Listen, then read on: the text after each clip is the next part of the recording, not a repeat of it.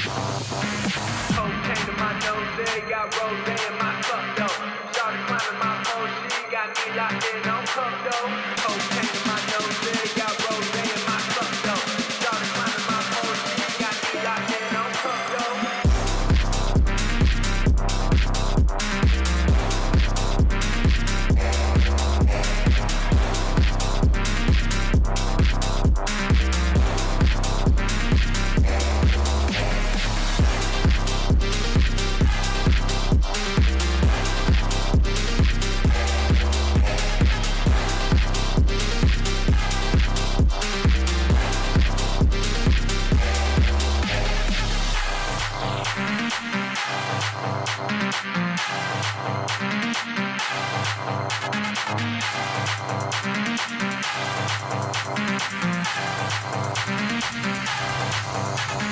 Cocaine in my nose, there got rose in my cup though.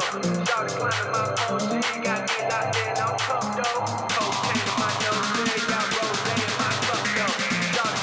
Started climbing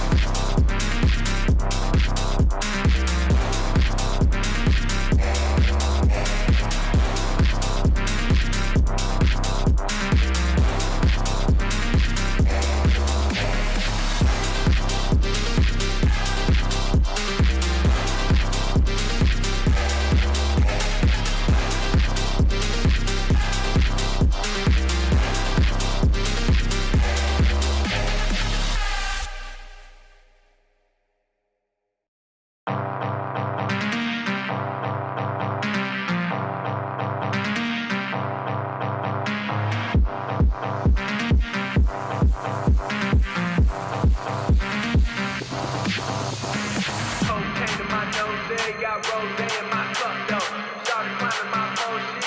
locked in on cup though. Cocaine in my nose, there got rose in my cup though. Started climbing my pole, she got me locked in on cup though. Cocaine in my nose, there got rose in my cup though. Started climbing my pole, she got me locked in on cup though. Cocaine in my nose, there got rose in my cup though. Started climbing my pole, she got me locked in on cup though. Cocaine in my nose, there got rose in my cup though. Started climbing my pole, she got me locked in on cup though.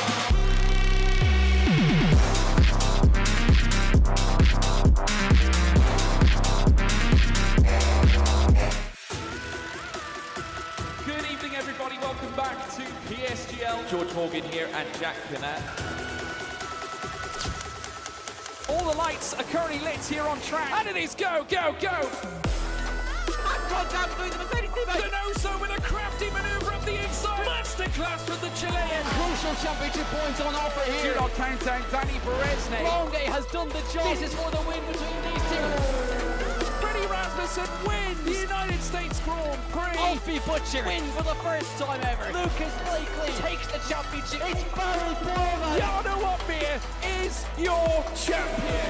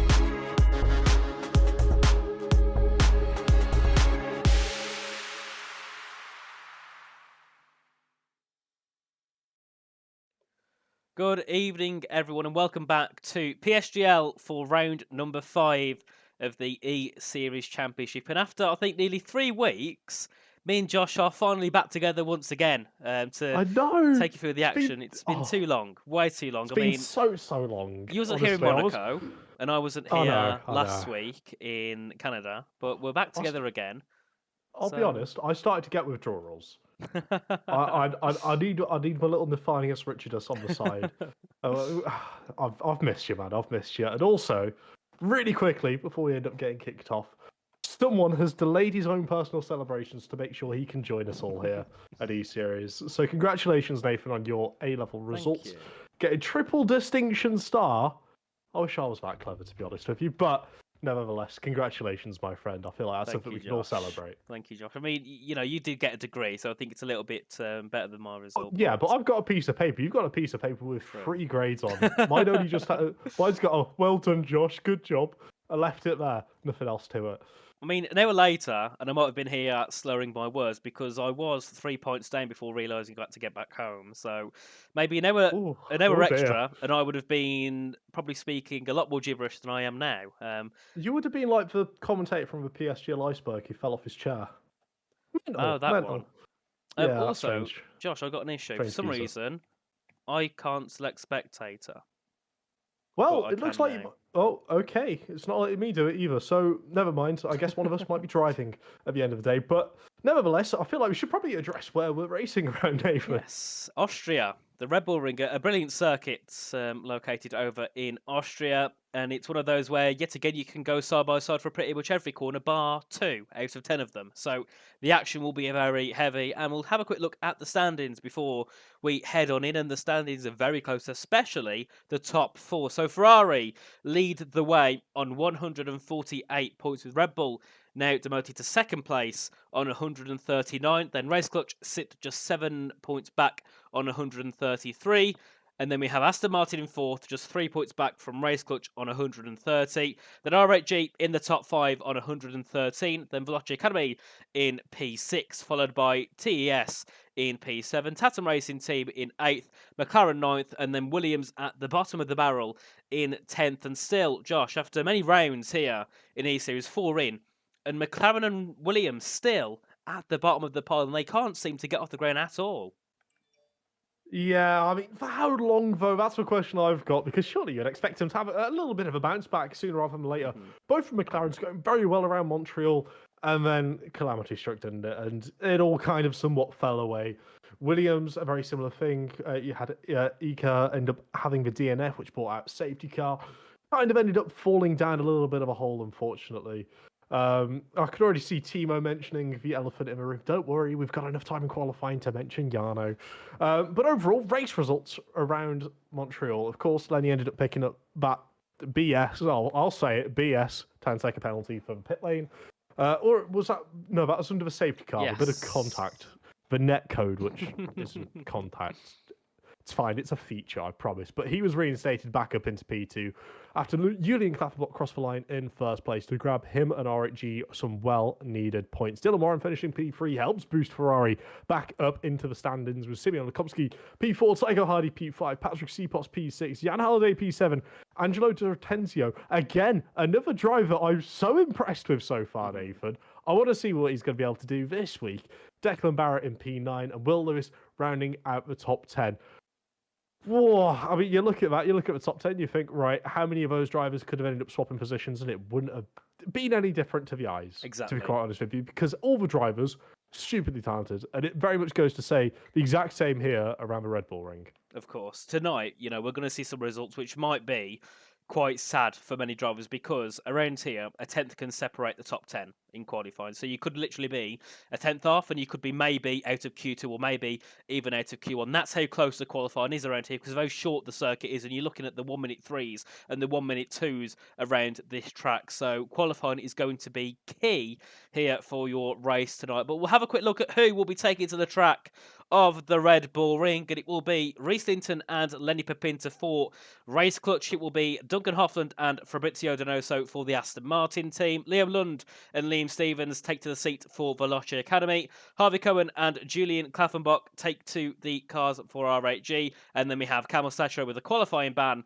and Patrick Sipos in the Ferraris. Then we have Szymon Lekowski and Jack West in McLaren, followed by TRT's Mirko Soriano and Angelo D'Ortenzio. Red Bull at their home track have Declan Barrett and Liam Parnell. TES have Nelson Alves and Ben Marples, and then Williams have Will Lewis and Kian Godendorp. And Josh, yet again, we are moving lobbies. Yes, again, another shuffle across to a new lobby. We're just making sure the lobby is absolutely perfect for you, ladies and gentlemen, watching at home. But yeah, I feel like since we've got a little bit of time to waffle now, we should probably talk about the elephant in the room to do with sim racing news over this week. Yes. Jarno Watmere joining Red Bull Sim Racing. Yes. Who saw that one coming? Am I right, guys? Well, I mean, if you're in tune with the community, I think a lot of people thought the possibility was there, but it was still an uncertainty. For people out of the community, it would have been like, oh my God, Jarno Watmere at Red Bull, because it is a... I don't think people realise it's not just a move for esports. Jarno is pretty much considered a celebrity in the esports world. Even people who watch normal F1 know who Jarno Watmere is. He's that big of a guy, especially on Twitch, that it's more than just esports. The amount of stuff he can do with Red Bull is insane. I mean, let's be honest. Who doesn't want to see Max and Jarno together? I mean, that's a duo that's going to cause some trouble, isn't it?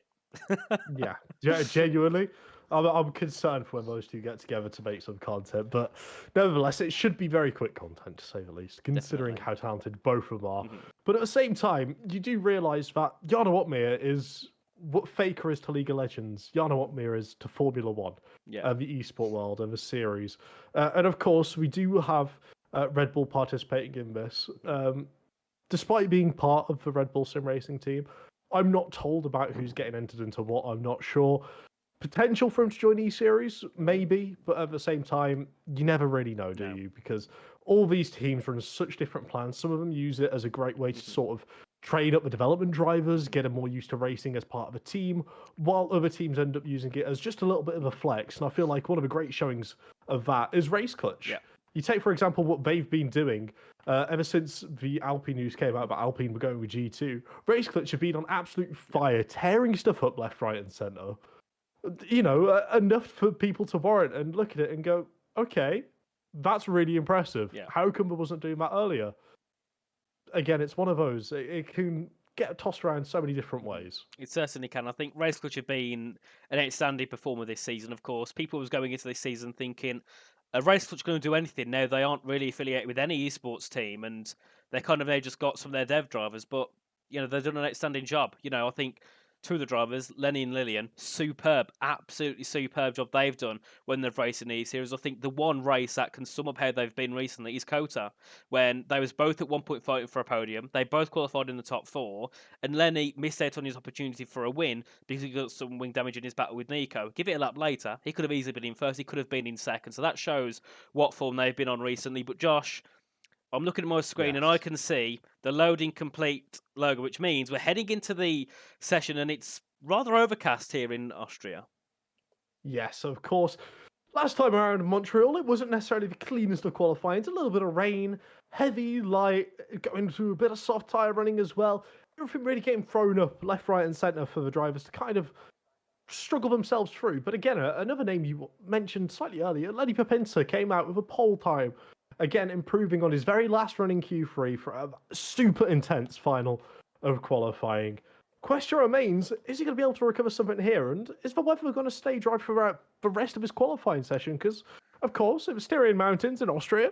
It's not been necessarily known to have the most stable weather conditions, to say the very least. Of course, it's a little bit like the UK in that sense of the weather never knows what it wants to do. It could be raining. Just looks a lot nicer. Yeah, it could be hailing, raining, whatever. The weather decides on the day, and it decides about 2 minutes before. I mean, the weather forecast in the UK is probably one of the most unpredictable in the world, and anyone who gets paid to do that job shouldn't, because you never know what the weather's going to be. It could say sun's on the way, and somehow you're going to get some snow coming from, I don't know, Antarctica in the space of 2 minutes, and you're like, oh, I guess it's time to get wrapped up, even though you're in shorts because it was sunny.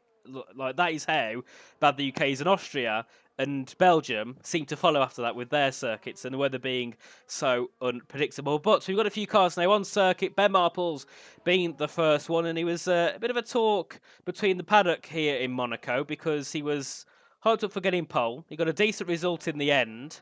So we'll see what he can do around this circuit. Is Ben Marple's yet again one who we can look for the top 5? Because recently, even in the main series, TES have been doing brilliant. Nelson Alves last night in, I think it was Jeddah, got P2, which was outstanding considering Nelson himself hasn't really been up there recently. He's been a little bit on a lack of form. So TES, Josh, are yet again another team a little bit like Racecourse in the sense of they've had a bit of a downfall in the past. They've been a little bit poor, especially TES with their performances last season. And now they've just thought, right, we're going to throw everything at it. And they're doing absolutely superb. Yeah, absolutely. Seems like most of the resources are going towards this E-Series sort of series we got going, and kind of, I mean, I don't want to say it's working out for them, but it's certainly not far away from being a success. Let's say that much, at the very least, being able to get a load better performances compared to what they did last season. Certainly shows a level of growth, not only for the team as a whole, but especially the individual drivers and engineers behind it all of them somewhat coming together, working and chipping away every sector of every lap, regardless of, where they would anticipate to be. The one thing you can never say about TES is they've backed off, they've given up, they're retiring from the session, they're not happy with it. Because they'll keep going, they'll keep grinding at it, and it's really, really, it's certainly just fantastic to see that they've not let last season weigh them down, so to speak. Certainly, because it could have easily done so. And I think if I was in their position, I'd be running into this with very low confidence. As we can see, Ben Marple set the first up on the board, a 105.988. We've got Will Lewis on circuit, Patrick C pass. We've got Fabrizio Donoso as Nelson Alves goes to the top, and Donoso goes up into second place, of course, on a set of the intermediate tyres. So these laps mean absolutely nothing. It means not much less than having no lap time because you're 3 seconds off nearly because of how quick this circuit is. So Mate, these laps mean nothing. I mean, if you get through on a 105, at least 7 or 8 people have had to make a big mistake. I was celebrating. I was out. I did a couple laps around Austria earlier, and I managed to get a 106 out the back. Hey. I was absolutely loving my life. I thought I was absolutely flying. Saw these guys post laps. I was like, okay, right, game on, sorted. I'm getting into esports, boys. It's happening. And then I've realised we're all on intermediate tyres, and my dream's just been shot back down. But again, Josh, there's a reason why these drivers are paid the big money, and there's a reason why we're in the commentary box, Nathan. I've got to say, I do remember our little race we had back at Silverstone where I lapped you, and you didn't. When pit. I was on a controller. Yes, and I lapped you. Yes. I mean, when you said the 106, I thought, there's no way he thinks he's an esports. No, I don't think you'll be getting there anytime soon. With me either, No. I don't think I will, unfortunately. We can sit here, commentate it, and let the drivers do the job because I think they'd. I don't think we'd survive a 25% race with these guys without being lapped once or twice because they I are don't think probably we'd survive 5. To be honest with you, mate. 5 laps in and we're both lapped down, and there we are. I mean, it's more than possible. In a wall, sideways, upside down, push them around. I mean, this track would be Honestly. easy to do because it is literally, it can be a bit of a beast, can't it? You've got 10 corners, you complete the lap in just over a minute, but it's a tricky track. You hit one of the curbs slightly and you fly off at 160 miles an hour. You're not, you're not going to get out of the wall unscathed there. Your car will be finished, or you'll have some very, very worn tyres after that.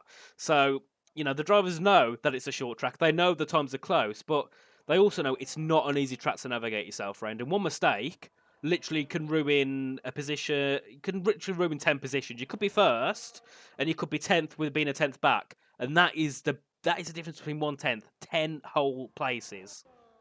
It's ridiculous at the end of the day because there's so little places to break, of course.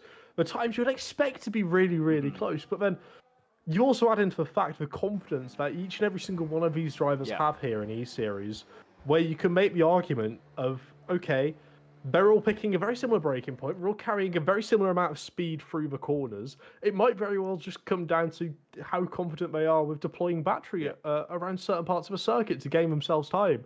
And to me, that is where E-Series excels, where you can find out these key little differences between each and every single one of, the driver's sort of attitude and how it all works. As we do have confirmation from Big C himself, Jarno Otmir, is part of the Red Bull Sim Racing lineup here at E-Series. Well, isn't that brilliant? If you didn't think it could get any better, you were wrong. I mean, that could throw a spanner in the works for sure for many teams. I mean, Jarno's probably one of the best drivers that have touched this grid He's along not with bad. Freddie Rasmussen. He's certainly He's not bad. is he? He's only got 2 championships, nothing much. I mean, I could do that easily with just one hand. So, it's not that good at all. Everyone quote Nathan on that one, please, guys. Yeah, I Get in mean, the lobby together. I wouldn't We'll bet see on how it. goes. Even if it's 500 to 1, don't bet on it because I really don't think it'd happen. It'd be nice, but no, that's why I sit here and waffle. As Fernando Alonso once said I forgot who it was now. It was one of I think it might have been Jolyon Palmer or something. He said something like, "You're a commentator because you're not a true world champion." I mean, me and Josh can take that quote through our veins. Because we'll never be true champions, unfortunately. So, it's okay. I can hope to have the trophy and pass it off to one of the drivers one day. It's what I'm praying for. It's what we're going to go. So the for. comment in the chat from Ishmael Fatty saying, "Where's the pick with the G's on the track, Connor?" True, Connor. Get everyone ganged up together. And get the squad going. I've got to say, congrats to Connor as well. Our own, the owner of PSGL, working, I think, doing some journalism for, I think it's CrashNet or something, Crash.net or something like that. Working over at Zandvoort for the weekend. So a big congrats to Connor. And he's probably sitting in his lovely hotel room right now, getting ready for the qualifying action tomorrow. So, Connor's having a weekend off. And he's had a few weekends off recently. I've been noticing that. Krypton has been having to pull his finger out a little bit more. So we're going to have to start having a word with Connor soon. but at the same time, Krypton's not done a bad job. Of course, he gets a very, very tough rep in the community. And some of it is just, I'm not going to lie. But he has done an immaculate job when it comes, especially to organising all these drivers, making sure they're all showing up. No one's dipping out anytime soon. No one's popping to the shops or, swapping over the rigs at the last 5 minutes like you'll quite often see. Take, for example, there's a reason why WRT once postponed its race. And unfortunately. They couldn't get the drivers, unfortunately. I mean, I'm just saying, PSGL, we've still got races going. Exactly. Just built different over here, what can I say? Exactly. No one's got loyalty to WOR. Luke's got to do a little bit more work to make them race. I mean, let's be honest. They should just take the rigs with them to Zandvoort and race in the hotels. I mean, it's 8 p.m. There's no racing action going on there. It's fine. Take the rig with you, put it in the hotel. You might end up charging the company a bit more for their electricity bill, but it doesn't matter. You should still be there racing. But we can stop waffling on now because we actually have cars on circuit here. At the Red Bull Ring, and the first one to go out will be Mirko Soriano on a lap, of course. Got P2 back in Monaco. I don't think we saw him last week in Canada, so it will be interesting to see what he can do for the Tassim Racing team as he heads his way down towards turn 1. And Josh, before we go on board here with Mirko, one thing we've got to discuss is the ERS is a very key factor on this game, being the fact that you can change it all the way through your lap. Yes, quite a few of the drivers I've noticed over recent weeks will quite often just turn their ERS off or just have it in the overtake mode, not opting for the normal or the hot lap modes you would normally see in these qualifying segments. And I believe Mirko Soriano might be one of those. It does just feel weird to know he's no longer a Ferrari driver, to be quite honest with you. But Tandem, they've took no chances, signed him up, and boy, he's still just as quick as ever, and you can see it here, chucking it through this middle sector, full confidence in the car, leaning it in over to the left-hand side, trying to kiss those apexes as delicately as possible before the corner naturally opens back up before flicking it through a double right-hander to finish the lap, and you can see on his wheel how much battery he's been using, how much he's been deploying, and we can basically assume he's going to squirm it all the way up towards the line here for the first representative lap time in Q1 here. And it's a 103.334 for Mirko Soriano. Of course. The fact we're back with the F1 World it means I need to scroll through to find who's who, which is not the fun part. We have Nelson Alves not heading up towards the line. It'll be Duncan Hoffland who goes to the top there with a 103.248. And then Julian Klaffenbach goes up into third place with a 103.345. We're going to try and find someone here at the end of the middle sector. Jack West heading his way around in towards the final couple of corners as Fabrizio Donoso goes up into second place, just 200ths behind his teammate. Ben Marples goes up into third place. Tiger Hardy up into seventh. Nelson Alves sixth. And we have Jack West going onto the board with a P6 there with a 103.350 just behind him. Lenny Pepinter in P7. And then we have Leo Lunds into P11 as Reese Linton there goes to the top with a 103.197. Yep, Liam's just coming around the final corner as well, seeing where he can put himself out of P17 up into P13. Again, you would have to assume mistakes on a couple of these laps, especially for the likes of Liam and Patrick, slightly further off from the rest of the field. Keaton there jumping up into P12. So many lap times going through in such quick succession, but that is just the nature of this circuit. Will Lewis jumping up a couple of positions there as well. Struggling to find him on the timing sheets back up into P11. I'm sure you guys' eyes are slightly better than mine. I'm going to start saying it's because of my age. I'm not that old, but that's an excuse I'm going to use. But this seems to be the first round of laps already sorted because the remaining drivers who are out on track have all got an invalidation. They have indeed, which means after one run and the penultimate run of the session, it will be Patrick Sipos for Ferrari, Liam Stevens for Veloce Academy, Shimon Lekomsky for McLaren, Angelo Doltenzio for TRT, and then Camille Setcher, of course, with that quali ban for Ferrari, who are currently all down in the drop zone, meaning that Patrick, Liam, Shimon and Angelo definitely need to get a move on because they all haven't got a representative lap because they all invalidated and the other 15 did it perfectly. So they've got a lot of work to do now towards the end of this session. But I've got to say, yet again, we're in a position where anyone fourth down probably isn't that safe because look at the gaps there. P4 down to P11, separated by less than a tenth of a second. It's a joke. It genuinely is a joke. If you think any one of these drivers breaks 2 meters later and gets on the throttle at the same time, that's that time made up. You could be jumping all the way from, let's say, a Tycho Hardy sitting in P12 to maybe up into P3, overtaken Fabrizio Genosa. It's genuinely such a close grid. And around a track like Austria as well, where it really maximizes the amount of time you have to make down to the driver. End of the day, it's ridiculous. There's no other word to describe it, to be honest with you, is there, Nathan? No, certainly not. I mean, a brilliant job there from Reece Linton to have such a gap to second, third and fourth. Brilliant job from him. He should surely be safe going through and towards Q2. But I've got to say, yep, fourth down, Ben Moppel's saying they need to go again because everyone will be finding those key improvements and you will fall down the grid quite quickly. I think it was back in WOR a couple of weeks ago. It was even Bahrain, which isn't even anything like this circuit. And yet again, the drivers just fell down so quickly, even though at one point there was 2/10 away from P16. As we see many people actually go for that retirement. So Declan Barrett, Marcus Soriano, Ben Marples, thinking they're safe now. I think they're looking to take a bit of a risk here because surely people are going to be finding lap times in the 0.3s because of how close it is.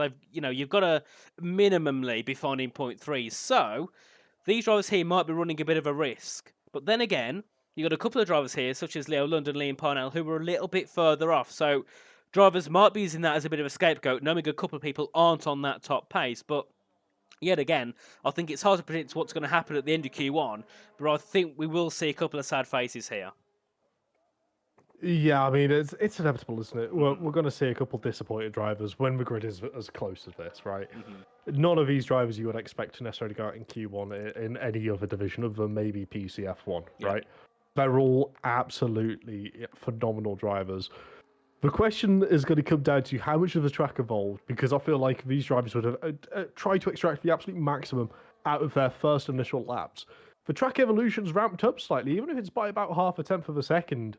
That could quite easily see you overtaking the likes of Declan Barrett, Mirko Soriano, who might have retired a little bit too early, but of course, time is going to tell.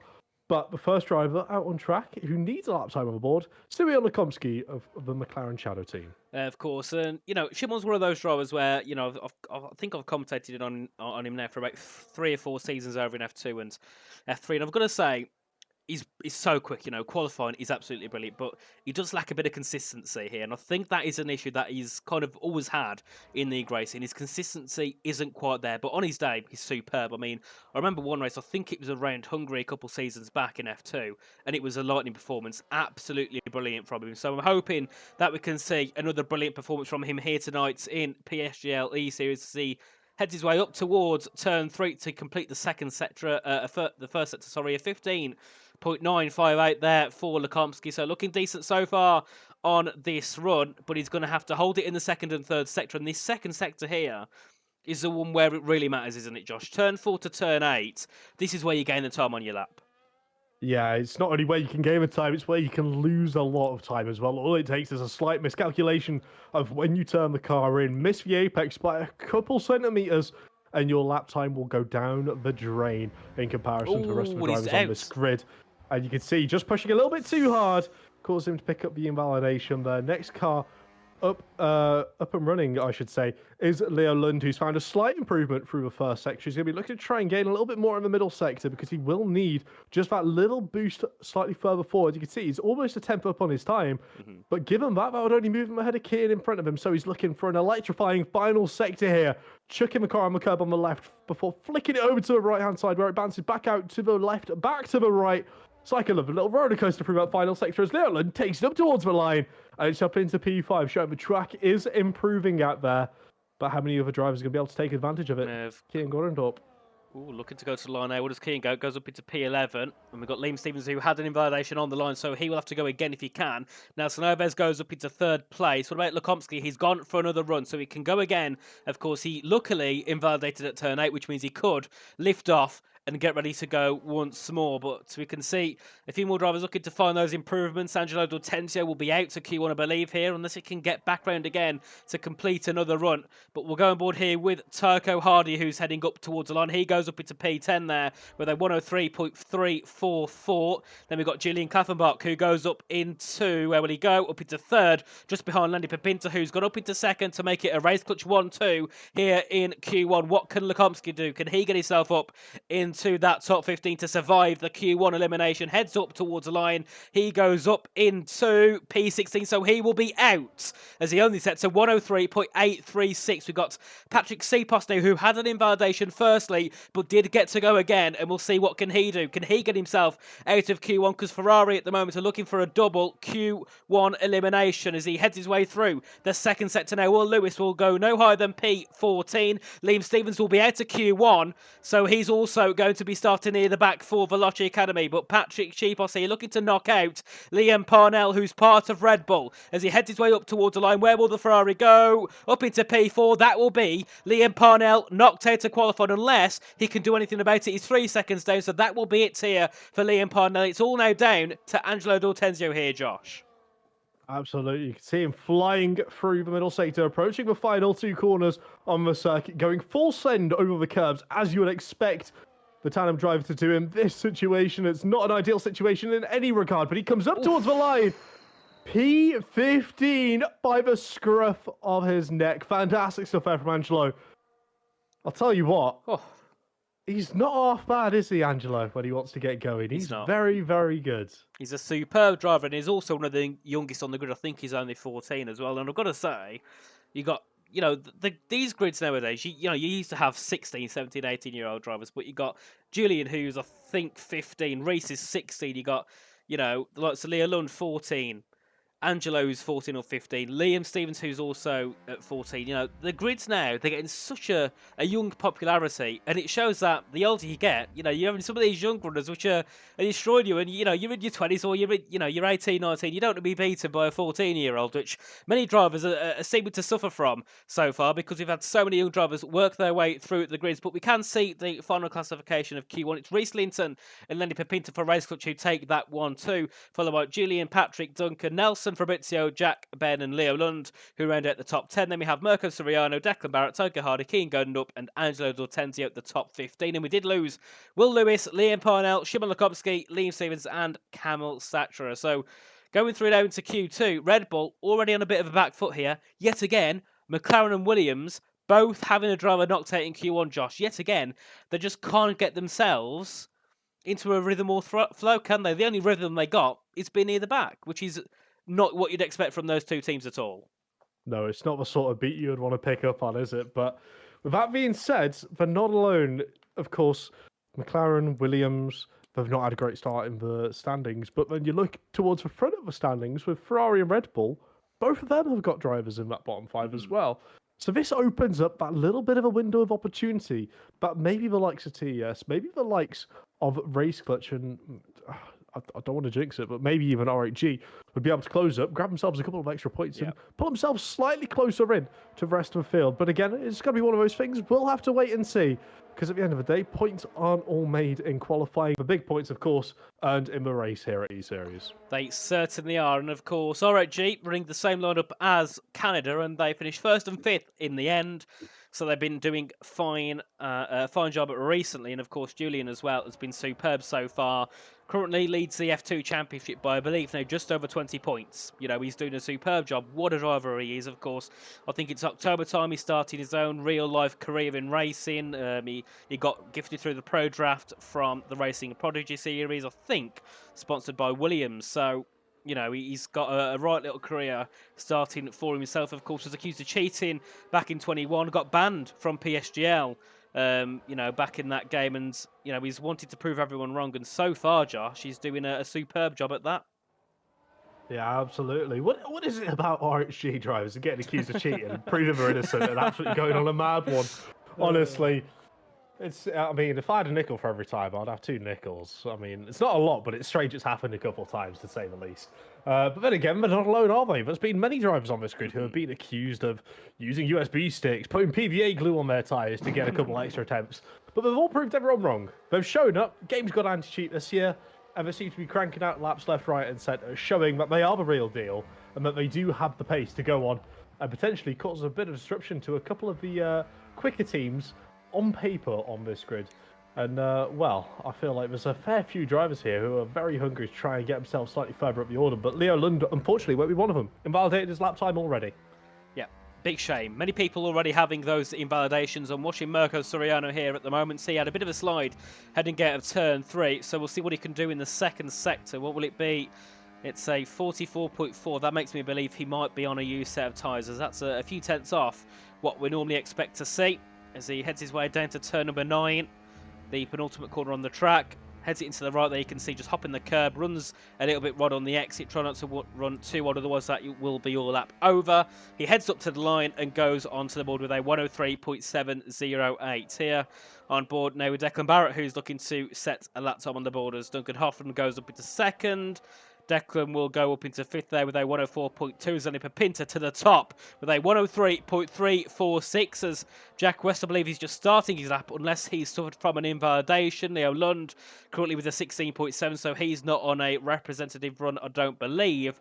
And we have a few more cars still to go, and Keane Godendorp also suffering from an invalidation. And already, Josh, I think that's 4 drivers who've all invalidated their laps. And in Q2, there's even more pressure than there is in Q1. And in Q1, the drivers were under so much pressure because the top 15 were separated by, I believe, just over 0.2 of a second. It's ridiculous, isn't it, to be honest with you? You can tell the ones who have gone for a new set of tyres and those of which have gone for a slightly more scrubbed set of tyres. And Angelo being in the middle of them. Can't really tell with him. I reckon he might have put a set of fresh tyres on the front, a set of used ones at the back. But overall, again, very competitive throughout the entire grid. But the pressure's going to start building on those who weren't able to get a lap together. Yeah, it's going to be a little bit risky. But again, they do have 12 minutes left of the session. But the question is, are they going to want to go out and potentially waste another set of fresh tyres? Or maybe they already went out on a set of fresh tyres, invalidated the lap, and maybe they're thinking now, okay, maybe I should have gone on a scrub set in case this did happen. And this was an unfortunate scenario. Yeah, of course. And I think just looking, 6 drivers are currently without a lap time. All of them did go on a lap. None of them stayed in the pits. So, that's, it's not good at all. But the thing is, the drivers who are also in the top 5, top 6 also know that they're also under pressure because a 103.7 is not going to see you through at all. He was doing 0.2s in the Q1 session, so they all know that they're under a lot of pressure. But when you got no lap time on the board, you've got no delta to go off. You don't know where you're fast and you don't know where you're slow. But when you got a lap time like a 0.7 or a 0.5, you can gain so much time. And you also know where you're slowing down, so you can gain maybe a couple of tenths in the first sector and work out, right, so I've got to gain 3 tenths maybe in the middle sector, or maybe a tenth in the middle and 2 tenths in the final. You can work that out while you're on your lap because you know how close you are relative to the top lap time. So that's something the drivers can consider when they've already got a lap on the board. But if you haven't, you're going into it blind, unknown, and that can definitely cause an issue. Some drivers can work through it unscathed. Some of them do really find an issue with it. But we do have a couple more cars going out onto the circuit, just trying to find who it is. And it will be Mirko Soriano, currently in third on a 103.708. And so far, TRT, I know that Angelo only barely got through, but he did have a bit of a disjointed run due to his invalidation. But TRT are yet again a team which are looking to be a bit of an underdog and looking strong. At this point, can we even call them an underdog? Yes, for a community team, but look at the roster they have. It's a bloody joke, to say the least. Yeah, David Tanitza, Mirko Soriano, Angelo Duratenzi, mate, they're all so talented individual drivers, and then you put behind, doesn't even have to be like the elite of engineering staff. They could probably put them with us, Nathan. And, you know, these guys are going to put out absolute fantastic results left, right, and centre. Never mind the engineers they do have, which, again, by far and away, very talented individuals who are able to extract the maximum from these drivers. At this point, I'm not even sure if we can call them underdogs, because they are just a ridiculous team, especially for a community. It's a pleasure to see it. It's a pleasure to have them here in E-Series. But the real question is, how's Mirko going to be able to perform heading onto this lap? He needs an improvement. Of course, a newer set of tyres should be able to find that improvement, but how much closer is he going to get up to the rear of Lenny Papinta's time here? We'll see what he can do as he heads his way out of turn 1. DRS being opened as you head your way up towards turn number 3. Maximum speed as you head up here, taking speeds of over 310 kilometres an hour before heading into the braking zone at the third corner. Up by a tenth and a half in the first sector, so a decent improvements here from Mirko Soriano as he yet again gets that DRS open now. Heading in towards turn number 4, braking just after that 100-metre board, getting the car down to the third gear, hopping the curb on the inside, running wide on the exit to carry all the speed through the corner as you head your way in towards turn 6 and number 7. The double left-handers at the end of the second sector just wanted to try not to hit that curb on the inside, but run wide on the exit yet again. Same for turn 8. Don't hit the inside curb on the entry, but hit it on the exit as you head your way around in towards the penultimate corner at turn 9. Throw it into the right. You've got to take all of it through, all the speed you can into turn 10. You do the exact same thing before heading up to the line. And what will it be for Mirko? 103.243. You still see many cars on their lap times. We'll go on board here with Julian Klaffenbach. Yes, absolutely. Let's see what the young real-life race driver, we can now call him, is going to be able to pull out here. He seems to have a very strong second sector here, but it all comes down to this final sector. Everything can go right, even if you just split the car a little bit too wide on the exit, but he's kept it well within the bouncer. Brilliant stuff up towards the line.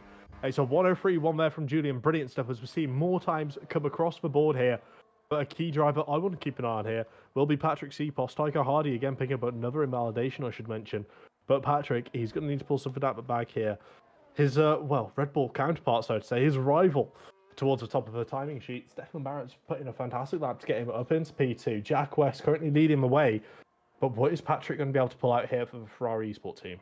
It's going to certainly be interesting as Jack West is at the top of the timings. We've got Reece Linton going up into second, Ben Marples up into P6 there. Some brilliant lap times indeed from many drivers on the grid so far here. On board with Seapass heading through in towards the final corner on the grid. We'll see what can he do as he heads his way up towards the line. And it will be a 103.066 and up to the top goes the Ferrari of Patrick Seapass. A brilliant job indeed there for the Ferrari team as we can see Tycho Hardy head back into the pits. He did not find an improvement as Fabrizio Donoso I think did, but it wasn't much of one. Otherwise the timing screen was messed up there as he heads his way up towards turn 3. He won't be on a lap at the moment. Neither will Nelson or Angelo or Duncan Hoffland. So looking so far, we've got both Aston Martins in the drop zone, one of the TRTs, one of the TESs, and then Tycho Hardy for R8G. Yeah, brilliant stuff. And you sit there and you take a look and you see 5 different teams in the top 5. How many years have we waited for real F1 to be able to deliver this sort of entertainment? I cannot remember the last time I saw 5 completely different teams all sharing the top 5 in a Q2 session, let alone heading in towards a Q3. But of course, a couple of drivers we will have to mention are not necessarily in a great light. Keaton Gordon barely in P10. By the slimmest of margins. He's going to need to find a little bit of an improvement. But both the TES drivers, let's just say, one of them's looking very, very solid. Of course, for lobby host Ben Marples, the man behind the sticks who makes all the custom grids work. Brilliant job he does each and every single week. And of course, Nelson Alves, slightly further down the order, but still, not necessarily with a representative lap time. We know Nelson can go a little bit quicker. We know what he's got in the tank. We know he can make it into that top 10. But with that being said, you can say that about any single one of these drivers. Even the ones who went out in Q1, you would expect him to make Q3. Yeah. And it's just for unfortunate lay of the land here in E-Series, isn't it? It's a dog-eat-dog world, unfortunately. And unfortunately, we'll see a couple of these dogs getting eaten throughout the course of this qualifying session. But I can confirm Fabrizio Donoso, I believe, went out on another used set of tyres. Yep, and he's currently second off the pole time here in Q2, so he's got a lot of work to do. But so far, you just look at the grid here. You've got Sheepos separated by a tenth to Declan Barrett, and then it's only a tenth down to Keane Godendorp here. So I really think that Declan isn't safe here. He's a tenth off tenth. It's going to be a close one, as we can see. Patrick Sheepos also retired from the session along with Jack West and Reese Linton, of course, that being Ferrari, McLaren and Race Clutch, all having one of their drivers retired from the session in the pit lane because they know or they think they're safe enough to work their way through towards Q3. But I think another driver here who should comfortably get through is Lenny Papinta. Done a brilliant job in Q1, has done a decent job so far in Q2. He's surely got to be a man we can look at and think he can go for a top 3 here. Absolutely. You wouldn't bet against him, to say the very least, would you? He's fantastic pace recently over the last couple of rounds. So for me, he's going to be one to watch. If he does manage to get through into Q3, I might have to tip him for pole, to be honest with you. I've been very, very impressed, especially last week when you were Skyping. But in more relative news, I do just want to say thank you to every single person who's tuned in and watched us so far. We're going to put a pitch together. Myself, Nathan, will invite a couple of you guys along as well in YouTube and Twitch chat, respectively. What we're going to be looking to do here is we've got more views from both Williams and Ferrari eSport channels going live. So what we're going to do is try and get Connor to buy a Formula 1 team for PSGL, run us on the grid as number 11. We'll just buy everything off Andretti. Job done. That's the plan. PSGL F1 team. What a team it'd cook. I mean, Connor, get it sorted. We get Willie Gibson on the headset. Oh, Will Gibson, the engineer, sitting on the pit wall. Oh dear me, mate. That'd be brilliant. Brilliant stuff. We could get Big C in the car himself. We were going to get alongside him though. We got 30 F1 esports drivers who take part in PSGL near enough. We've got a lot of drivers to pick from. So we'd have to break a few laws to get them away from their respective teams and sort of all affiliate with an F1 team. So I'm sure we can make it work. I reckon we just go for Omi. He's small, he's lightweight. Exactly. Whack him in. And he's energetic. He spends the whole time walking around when he's commentating. So he's energetic. He's perfect for the job. Yeah, absolutely. So, brilliant stuff. Omi and Big C. There you go, sorted. Will Gibson in the engineering box. Superb. There we go. We've already got the sponsor sorted. Where is Yano? Is Yano in this split? There we go. Job done. Sorted. But less of a shenanigans because we do have drivers out there on a hot lap looking to get themselves into the Q3 session. Again, you might not think it's too much, but of course, to these drivers, every single position on that grid will mean so much, given the nature of the Spielberg circuit and how much it can cost them to get caught up in a DRS train and lose time to those around them. Again, it's just one of those. They're going to have to look to try and find those smallest margins to be able to maximise the gains. Of course, as we can see, Duncan Hoffland's now up here by a tenth and a half in the middle sector here, looking to try and get Aston Martin into Q3 and should be able to do so quite comfortably given the status here of Duncan Hoffland, a superb driver in the world of F1 esports. He heads his way through the final corner up towards the line, and it will be a 1:03.143. Whom should safely see himself into Q3, as we can see. Fabrizio Donoso now, I think, starts his run because he must have made a mistake on the last one, as Nelson Alves now up by a couple of tenths in the middle sector, as we'll keep on board with the TES driver as he heads his way through into turn 9, back again down into turn 10. He gets back on the pavement, runs wide. That will be an invalidation as Julian Klavenbach goes to the top there by 0.003 of a second. What can Tycho Hardy do? He heads to the line and goes up into P5. That should see him safely through in towards Q3. I'm still looking to try and find a driver who's on the end of a run. Ben Marples goes up into second there, and that's 0.003 separating the top 3 so far here in Q2, as we can see Fabrizio Donoso, Josh, head his way through in towards turn 6. Yeah, Declan Barrett's about to come across the line as well with a lap time to see himself hopefully move slightly further up. Oh dear, what's happened? Donoso went straight on at turn 8. Oh dear, that's the lap time invalidated, as we do see Declan moving it up there to make it 0.02 between the top 6. How many more of these drivers have got a lap left to give, though? That's the real question. See what they can do. As Mirko Soriano currently in P10, but he's looking to improve along with Key and Josh. These two are under big pressure here because they might be out of this session if they don't find an improvement. Yeah, you can see the light flashing on Kian's car. Mirko's heading up towards the line. Is he going to be able to find improvement? He will, but is it going to be enough? Because Kian comes away and snatches P10 away from Mirko at the very dying grasps here in P2. What a lap from Kian to sneak himself through into Q3. But as far as things go, yeah, look at that top three. You look at the time delta between them. Oh my word, are we going to be in for a treat in Q3, Nathan?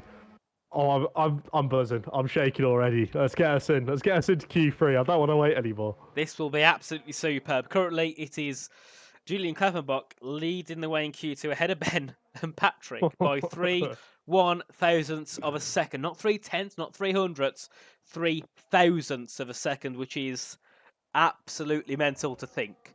You know, remember, guys, a blink of an eye is 2/10. Halve that, halve it again, and halve it again. And you're near enough where we are for the gap between first, second, and third. It's numbers you can't imagine, which is absolutely superb. But I mean, just look at the gaps, Josh. You got. We'll have a look now as we go through. Look at that. A tenth and you're out. A tenth of a second and you're out in Q2. This is ridiculous, honestly. You got what? The 2,000, 3,000, 16,000, 20,000, 21,000, 47,000. I mean, at that point, it's like a grain of sand getting blown in the wind. Realistically, it's absolutely ridiculously close. You talk about the photo finish they had for the 100-meter sprint in the Olympics, and you think that was down to, what, 100th of a second. These guys are a tenth of that distance between each other. That could quite literally be half a degree of steering rotation around any corner on this circuit to gain you that time. Yeah. That's how competitive, that's how talented these guys are. It's mental. It's ridiculous. Absolutely mental to think that when you're just over a tenth off pole or the quickest time, you're out in Q2 and you're in the bottom 5. Mirko will be so angry with that. And so will the others who unfortunately suffered from invalidations. I'm not sure what happened to Fab, but he went into turn 7 and he just went straight. Literally just went straight on. So either he must have had an issue with his wheel or he must have suffered from a bump on the circuit and just flew off the track because he went straight on. You know, luckily he could collect the car, but you know, when the checkered flag's gone, you can't go again. That's your last lap done. So a big shame to see only one of the Aston Martins through into Q3, considering they're sitting 4th in the standings. Definitely a big surprise. We'll have a quick look at the standings quickly before we head our way into Q3, just to remind you all how close they are. And currently it's Ferrari that lead the way on 148, with Red Bull in second on 139, Race Clutch third on 133, and Aston Martin 4th on 130, Josh. Tonight, you could be seeing a team move up from 4th to 1st, hypothetically. Yeah, and on paper, I don't want to cause any jinxes just yet, but Race Clutch are the only one out of this top 4 who have got both cars into Q3. Ooh, it's interesting. I'm just putting it out there. Please don't come for me, Race Clutch. They are, Gregory, don't hunt me down, please, my friend. 15 points off.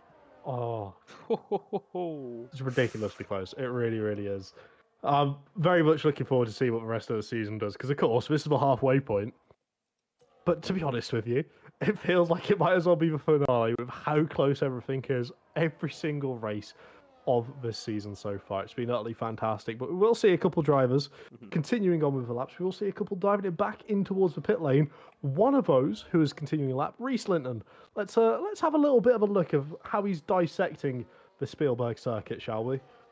Of course, another brilliant driver, isn't he, Reese Linton? You know, moves over, I believe, from the Xbox side, came over onto PC, and he was one of those that he didn't really need much adapting. He got straight into it and has done a superb job so far on his PC career. Currently on a 50.827 in the first set. Looking decent indeed here from Reese Linton as we head our way down to turn 4. But guys, we want to know in the chat, let us know. There's over 130 of you watching here on YouTube and over 30 watching on Twitch. Let us know who you think will take pole position here tonight, because there's a large array of drivers you can choose from in the chat. Who you think will take that pole position?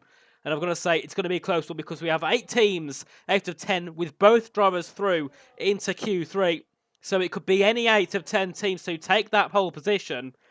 This could be one of those, Josh, where you put a name in a hat and you pick a name out, because so far everyone has shown they can go for pole. And what a lap time! A 102.916. Reese, mate, I'm not sure what to tell you, Oof. but you need to do something because that is not an acceptable lap time. What the heck? We're going into Immense. the 102s, Reese Linton. That's hot lap pornography, if I do say so. That is ridiculous. That is mental stuff. As we look at the chat, we can see Ben for pole says Timo. Harvey says Nathan for pole, of course. Love you too, Harvey. Anup says Julian for pole position, and Harvey also says Julian's fine. You can't count him out. So far, Julian's looking to be a favourite for pole. But I've got to say, I'm putting 100% of my faith into Lenny Papinta. I don't know why, but I feel he's got it in the bag today. All right, you've nicked my pick here, so I'm going to have to switch it up, aren't I? Right, okay. I see how it's going. I'm feeling the vibe out. Let's let him get the first lap out of the way, and then I'll assess it. But maybe it might be my biasy coming through, but I can imagine Declan pulling something out of the bag. But at the same time, I have noticed over on Twitch, Penguin Victoria calling us out, saying we've already gone loopy, Nathan. That happened 2 years ago, Victoria. I hate to break it to you, Victoria. When we met, we completely lost everything. No sense, no IQ left. We just we melted. But end of the day, we're not here to talk about our waffle. We're not here to talk about our secret love life. We're here to talk about Duncan Hoffland absolutely steaming it up the inside right turn 3. Fantastic stuff from the Aston Martin driver. Let's see what he's going to be able to pull out here, because you would expect a very solid lap time from a driver of Duncan's quality. Definitely, he's one of the best we got. He's one of those that should be definitely be looking at an esports seat in the next season. Whether that's with Aston Martin, I'm sure. I hope he gets it, but if not, I'm sure another team will be there to snap him up and put him into one of their esports seats as he heads his way through the second sector of 43.93, being his first and second split at the moment as he heads his way down towards turn 9 and 10. What can Duncan Hoffman do here? Of course, he will go again, so this is definitely not his final run as he heads into the final corner now. Can he take that time of Reese Linton away as he heads to the line? And he can't. A 103.039, and that lap from Reese Linton just looks stronger and stronger as people look to complete their laps now. Keane Godendorp just starting a lap. We got Julian Klavenbach here heading through turn 4 and 5, has a giant sod on the exit. He will certainly lose time due to that. And we'll see, what can Tycho Hardy do here? Can he try and take pole position? Because he's done it before. He did it last season, I think twice. I think it was Spain and somewhere else. He got himself onto pole, so he shows he can do it, but he's got to try and do it again here. It's been a while since we've seen Tycho on pole position, but maybe tonight's his night. That's what Tycho does best, isn't it? It's when there's no eyes on him, when there's no expectations, Tycho will pull something completely magical out of the bag. So definitely cannot count him out. Of course, coming up towards the line, getting P4.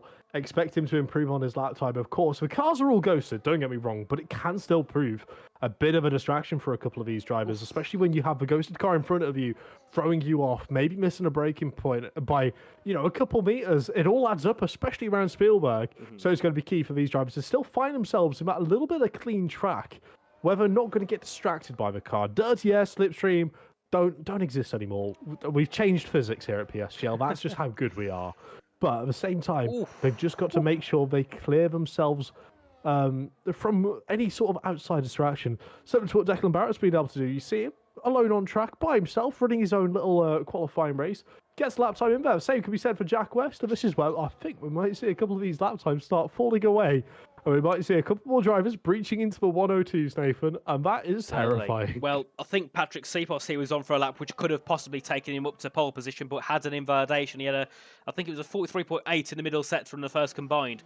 That was definitely in the regions of Duncan Hoffland and Declan Barrett here, so he could have been on for a top 5, but unfortunately has to go back into the pitch due to that invalidation. Now, what can Bear Marples do? Well, at the moment, nothing, because he's got an invalidation, but he was up by nearly a 10th in the first sector, so he was looking strong. But yet again, we saw this in Monaco. He lacks a bit of confidence going through into Q3. He gets a little, I think he gets a little bit affected by the pressure.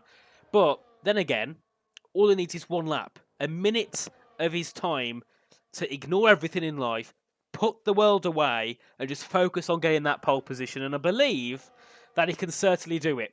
And I've got to say, though, surprising here from Jack West. Now, I'm not trying to discredit Jack at all, but P2 for himself is superb, isn't it? He was fighting for the championship back in F2 on last game, but since then hasn't really done much, has he? So to be on the front row provisionally and to be the one of only 2 in the 102s, superb. Yeah, especially after having a bit of a rocky start in Jeddah. to say the least, getting chucked under the bus by a certain engineer. We're not going to name and shame, but you can imagine. But getting chucked under the bus, all his fault.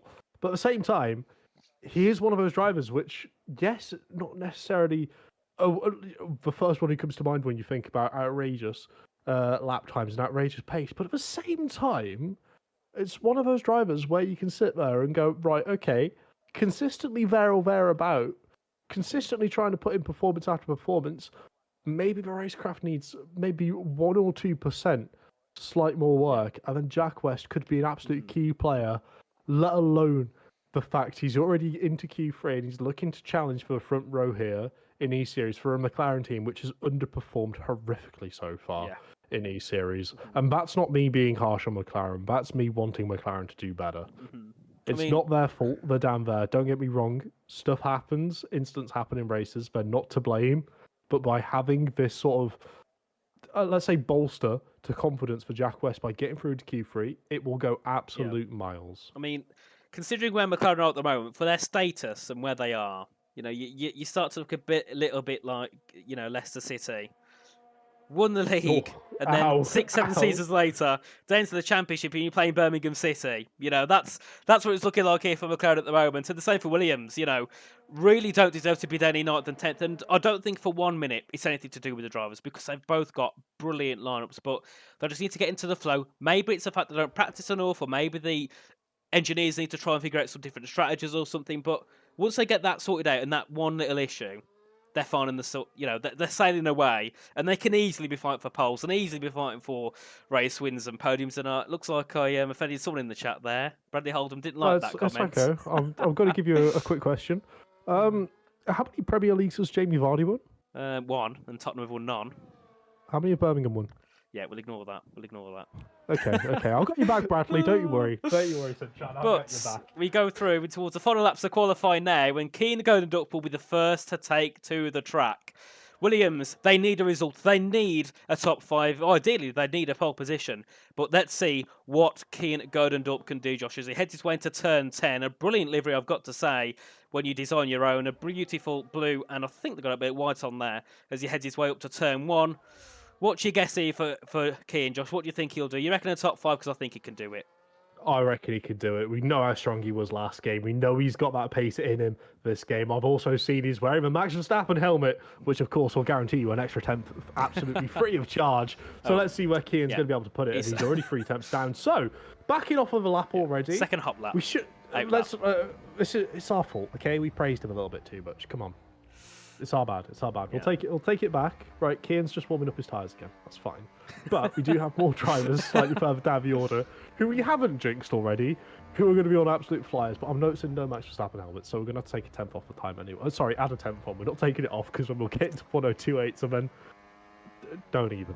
We're not getting into 1028s. No, we're not opening that door of conversation. We will. I've got my hope in it. And that man will be Lenny Pepinta to do it, because he's my pick for pole. But Julian Klavenbach is on a superb middle sector here of 48.831, I think it was, if I remember that correctly. As there's a massive snap heading through turn 9. That could have ended badly. Through turn 10. Can RHG take that pole away from Riesling as they head to the line? And he can't. He's nearly a 10th off. As we see Jack West now up by a 10th of a second as he heads to the line. And he can't take that pole away either. What can anyone do? Can anyone take that pole position away from Riesling as we have more cars heading through? Declan Barrett goes up into 4th place, and it's Riesling who improves again with a 102.903. Ben Marples improves up to P6 there with a 103.033. We've still got drivers on hot laps. We've got Lenny Pepinta, Tiger Hardy, and Keane Golden up still to set a time in this session. Declan's gone purple in the middle sector. He's the odd one out. He'll be the first one to officially end the session by crossing the line. Currently sitting in P4, about a 10th off of Reese Linton's time. What is he going to be able to cook up here through the final couple corners, all the way up towards the line? Declan Barrett can't improve any of his positions. Improves his lap time, but it's not by much at all. How many more drivers have we got left across the line? Keane Goldendorp's next up, and he's going to be looking to try and get himself into a more respectable position P3 is exactly where you'd expect Keane to chuck that car back up slightly further in the order. Julian's diving it back into the pit. So is Tycho. How many more of these drivers are looking to complete a lap, though? Duncan Hoffland is heading through the final corner. Now, can he take pole position away from Reese Linton? No, he can't. What about Lenny Pinter? He's up by a couple of tenths in the middle sector, but is that enough to take pole position as he heads through the final corner, heading up towards the line? What will it be for Lenny Pinter? And he takes pole with a 102.898. Lenny Pinter is on pole position for the Austrian Grand Prix. Did you hear in my voice? I could not believe that. A superb lap. And I've got to say, Josh, the commentators can curse does not exist. 102.898 for race clutches, Lenny Pinter. Riesling and joining him on the grids. It's a front row lockout, Nathan. It is. Race clutch. Race clutch are back. New logo, new race clutch. They've let all their demons go. They're here to win. They are. And, well, considering their rivals aren't really that close to them, they're looking in such a strong position here that if they can even get a double podium, they're easily going to take the lead of the standings. Ferrari, P7 last. Red Bull, P6 and P, I think, 17. Aston Martin, we'll see shortly, are P9 and P15. Race clutch, P1 and P2. They're in a superb position here to try and take a 1-2 as it will be Lenny Pinter on pole ahead of Reese Linton in second, Jack West in third, followed by Williams' Kean Godendorp. A superb performance needed from Williams, and they've done it in qualifying. Then we have Julian Klaffenbach in P5, followed by Declan Barrett in 6th, Patrick Sheepos in 7th, Ben Mopples 8th, Duncan Hoffland 9th, and Togo Hardy in 10th place there. Just a tenth separating the top 5, just under 2 tenths separating the top 10. We're going through into now a race which could be one of the best we've ever seen in the E-Series. The times are close. The drivers definitely misplaced in where they should be. This grid is going to perform, and it's going to be absolutely superb. So if you've only just joined in, guys, you've missed the brilliance of quali, and you're now going to see a superb Austrian Grand Prix. I believe, Josh, we will also have our restarts, won't we? Yes. We'll have a lobby restart mandatory because, of course, we don't want the cars racing being ghosted, do we? Because that's no fun. But I do want to quickly have a little re-jog of the memory, and let's roll it on back to Season 3 around Austria.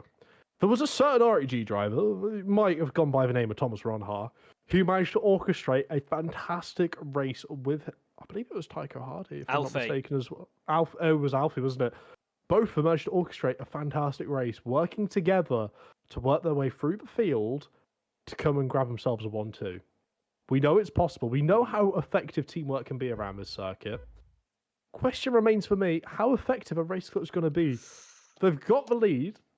Surely you would think they just have to defend it, right? Yeah. But that's easier said than done. It certainly is. I mean, but you're going to look at the drivers they got. Lenny Pinter, he's been here forever. 2018, 2019, he entered the scene, and he's been at the top ever since. I feel so bad for him. At one point, surely, he would have been in a position to deserve an esports seat. They got Reese Linton, an upcoming challenger who's been doing brilliantly recently on PC.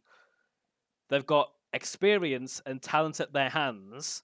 There's no reason at all why they can't get at least one podium. And I don't want to say there's no reason they can't get a win, because it's very easier said than done. But they're in a strong position here where the win is looking more in their hands than absolutely anyone else's. And before we head back into the session, Josh, we're just going to have a quick word from our sponsors at GT Omega and Sim Racing Centre.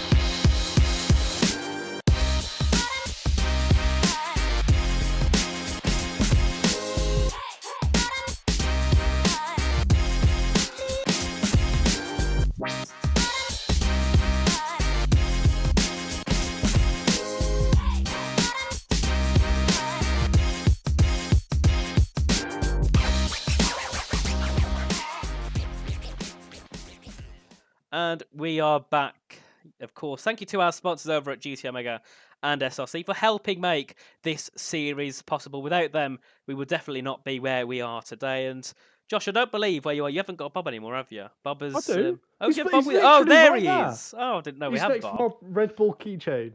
It's a shameless Yay. plug, but Bob is still always here. He's always by my side. He guards my house when I've gone to work, bless him.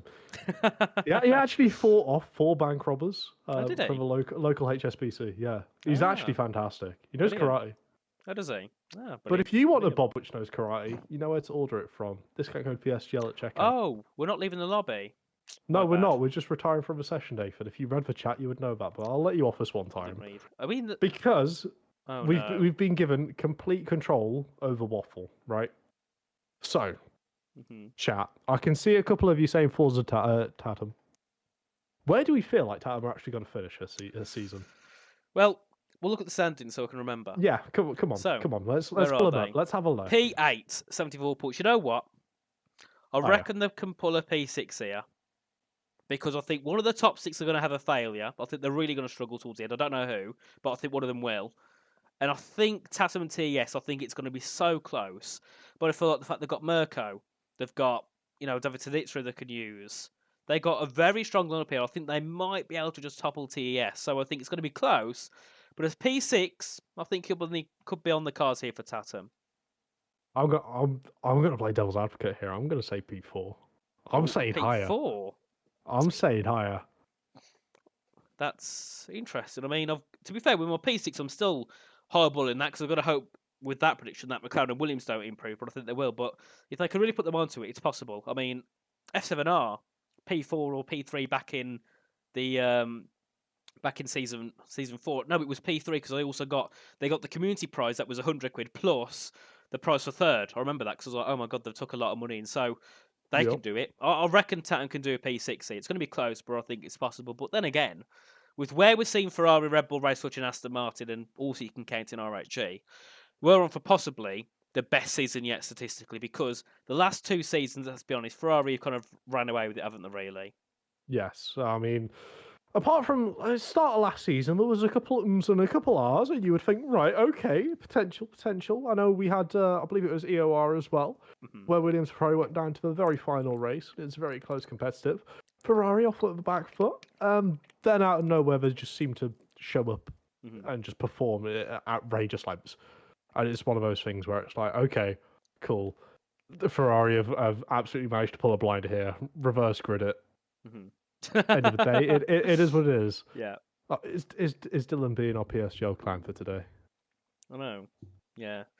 I see. I know Dylan Yeah, loves they my haven't. waffle. Yeah, no, because Ferrari've been too good. And I mean, Dylan Warren, I've got to say, has been a brilliant contender in the Ferrari team. He's helped them many times get themselves into positions where they can, of course, win the championships with a couple of rounds to go. I think the one season they won it with like 3 rounds to go, or theoretically they won it with about 6 to go because we all knew they'd win it because they was about 50 points ahead by round 5. But that team has had so many drivers that's gone through the years that it's very hard to beat them because they got Dylan, they got obviously Camille, Patrick, who moved over from Race, which a brilliant signing for the Ferrari team. But they've also got the likes of John, Nico, Barry.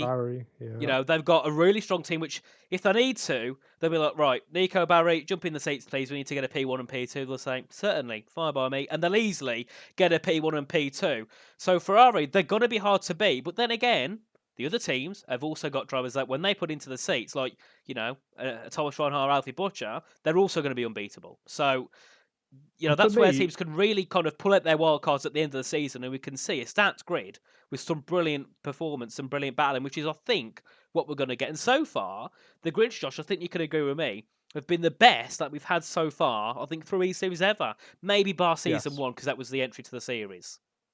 Yeah, I would say even better than Series 1. We sit there and we look and consider, right, okay, Ferrari put their big boys in.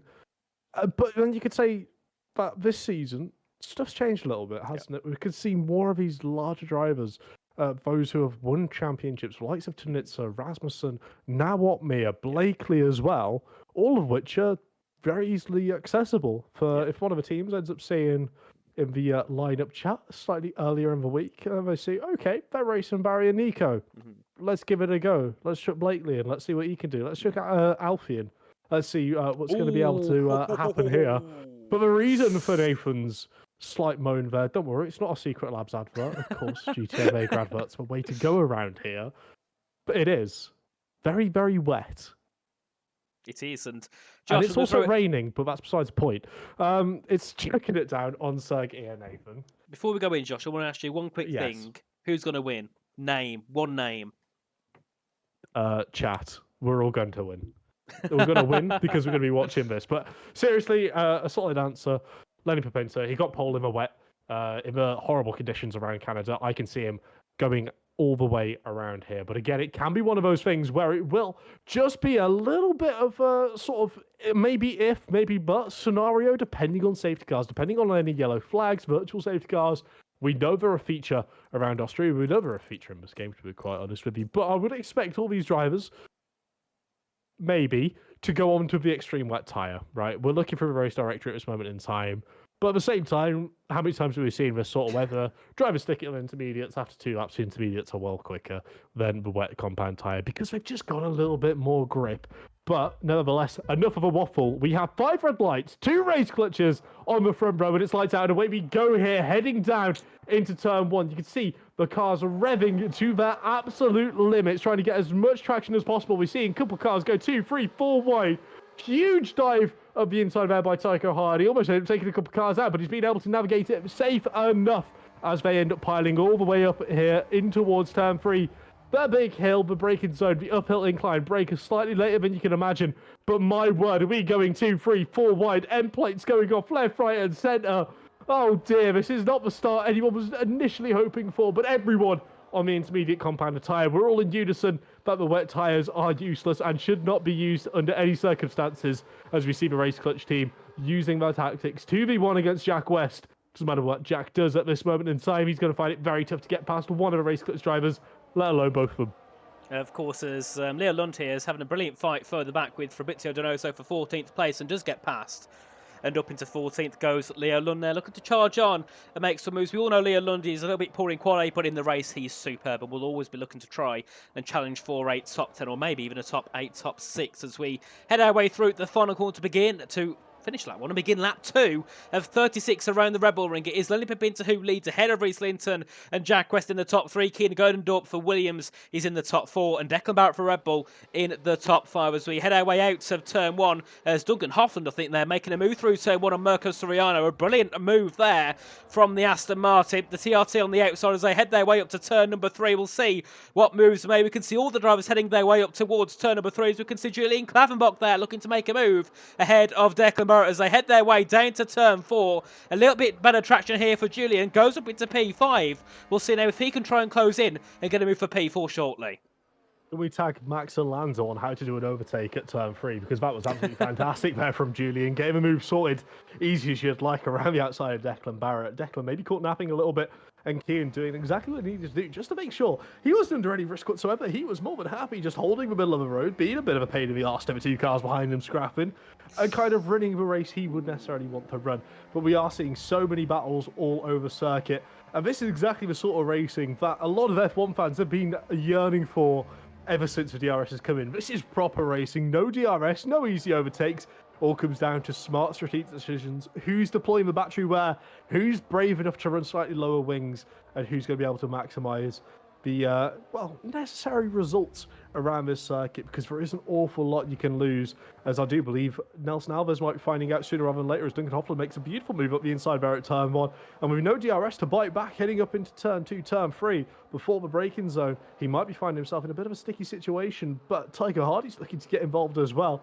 And this is the sort of racing we love, isn't it, Nathan? It is absolutely fantastic. Of course, as we see Kian and Julian battle down towards turn 4, it'll be Keen Gundorp on the inside of Julian Klaffenbach as they head into turn 4 they go. And the Williams still having a bit of an advantage as they exit the corner down towards turn 5 and 6. Who's going to have the better run into the 6th corner? Julian's on the inside, goes for the send ahead of Keen Gundorp and makes the move. A brilliant job there by the R8G driver, who's now up into the top 4 and looks superb in the race. His race pace looking brilliant so far, and now already looking to close in and make a move ahead of Jack West as they head their way into turn 9 and turn number 10. Still, Race Clutch lead 1 and 2 ahead of McLaren's, Jack West in 3rd. And then obviously looking further back there, Camel Thatcher are making a move up into P18. They're looking to get into P17 ahead of Liam Stevens. And surprisingly, Camel's not made that many moves. I thought by now he would have made 1 or 2 because normally he's brilliant when it comes to race pace. But the same thing, I mean, I'm already seeing a couple of memes in chat, of course. Big man Luke is also saying, Meta 0 stop that wins. Well, if you're going to try and pull off a 0 stop, you might not necessarily want to be pushing the tyres as hard as you might see towards the front of the field. That's what Camel's doing, just nursing the tyres and gradually trying to make it a little bit more of a slow burner. But at the same time, how realistic is a 0 stop, especially around Austria? Because to me, it seems nigh impossible. At that point, you're praying for your tyres not to get a puncture and leaving it in the hands of RNG gods. And we know what they're like in the EA Codemasters games, don't we? They're not really very nice to users. They certainly aren't. Oh, a brilliant move there from Leo Lund up into P12 ahead of Tycho Hardy. And I'm going to say Leo Lund's made 3 moves in 4 laps. He's superb. Yet again, he's looking to push closer, looking to try and get a top 10, and he's doing a brilliant job at the moment, as we can see. Julian there, look how close he is to the back of Jack West here as they exit the final corner, heading down towards turn 1. He takes the fastest lap away from Lenny Pepinter as they head into the first corner. And we'll see here what Julian could do. He'll be looking here to make a move ahead of Jack West. Jack has a slide. Julian is looking to use his battery. Can he catch up and make a move for 3rd? He's going to have to go for a send, I think, if he wants to get up into 3rd ahead of Jack West. They head into turn 3. Julian does make a send to the inside, but is it enough to get a move ahead of Jack as they head out of turn 3? Down to turn 4. Who's got better traction? Jack West has a better initial launch, but Julian just carries more speed into turn 3 and out of turn 3 into turn 4. And Klaffenbach here looking to be the one to destroy the Race Clutch party here, who are currently sitting 1st and 2nd. He's only half a second back, and he's made, yet again, 3 moves in 5 laps.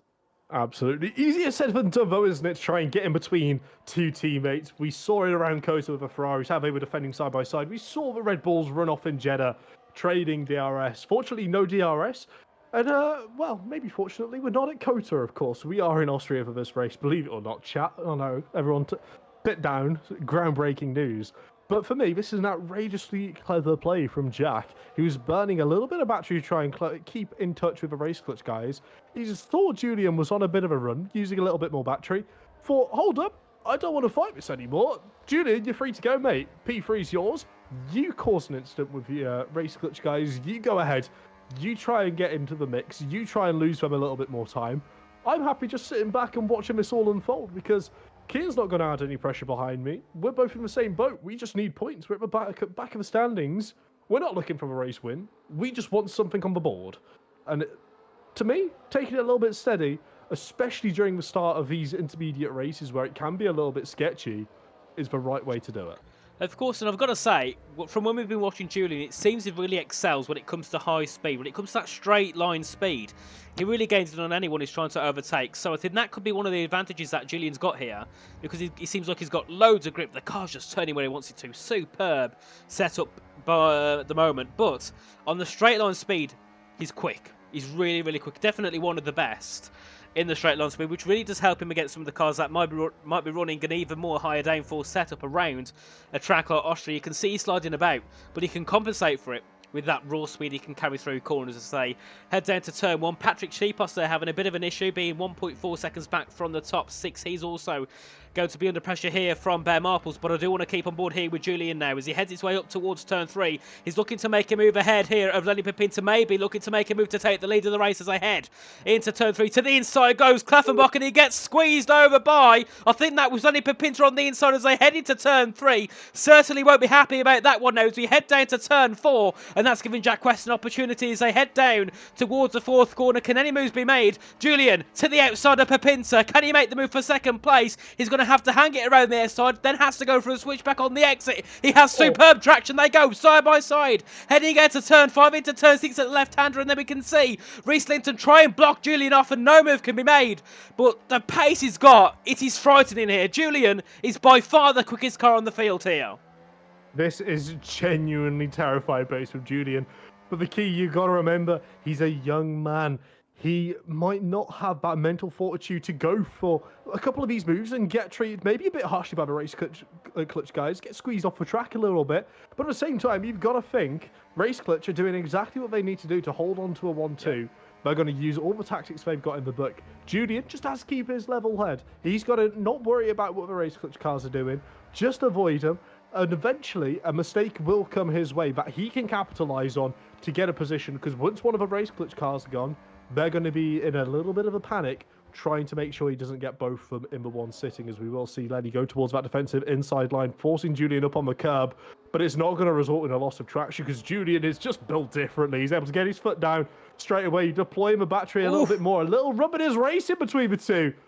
But Lenny is looking to try and keep his nose up the inside. But how many times we've seen cars try and dance around the outside and end up getting spun around? Julian Klappenbach, you might be on the verge of greatness. What an overtake so far. He's going to be having the luxury to squeeze Lenny out. Great move there from Julian, moving himself up into P2. Now he's going to be hammer time trying to catch back up there to Reese Linton. But with all this going on, Jack West, Keaton Gordon, they're still lurking. Race clutch cars are split up slightly. Maybe an opportunity for one of these two to try and get a move sorted on Lenny. What a move. What a move from Julian Klappenbach now up into second place. Looking to try and close down on Reese Linton, as we can see. People looking to close in now as we head into turn 1. Gordon Dutt for a second was just within a couple of tenths there of Jack West as we head ourselves through the first corner. Barrett as well, looking to close in on Keane Gordon Dutt as we head our way up to turn 3. Can moves be made here? Red Bull versus Williams as we head our way up to turn 3.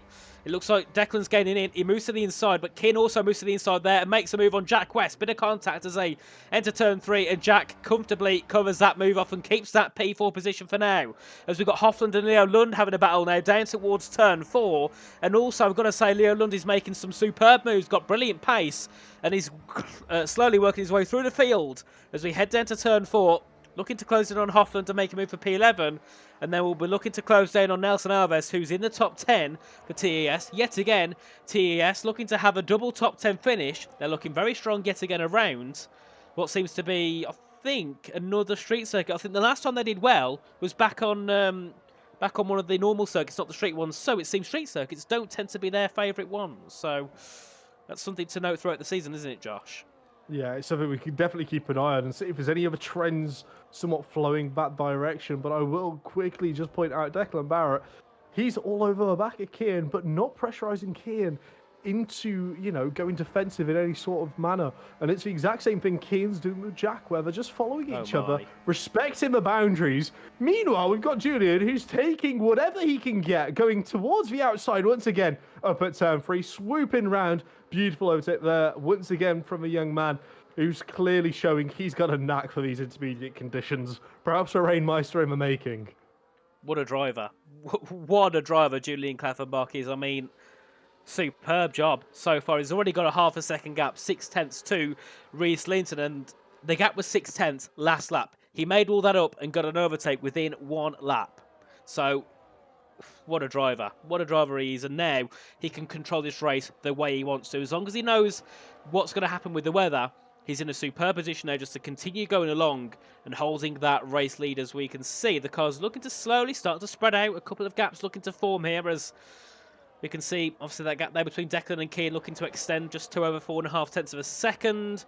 And then Ben Marple's there just over 4.5 tenths of a second back from Declan Barrett as well, as we head our way down towards turn number 1.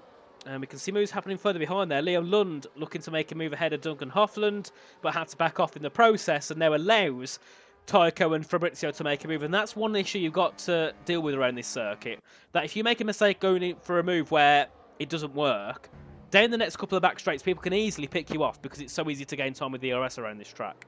Because you can get it back within a lap or two, and you can just burn it all down one straight and fly past the car ahead of you. Exactly, and it's very much going back to the old LMP1 cars back on iRacing, doing a little bit of battery management, matching whatever the car behind's trying to do.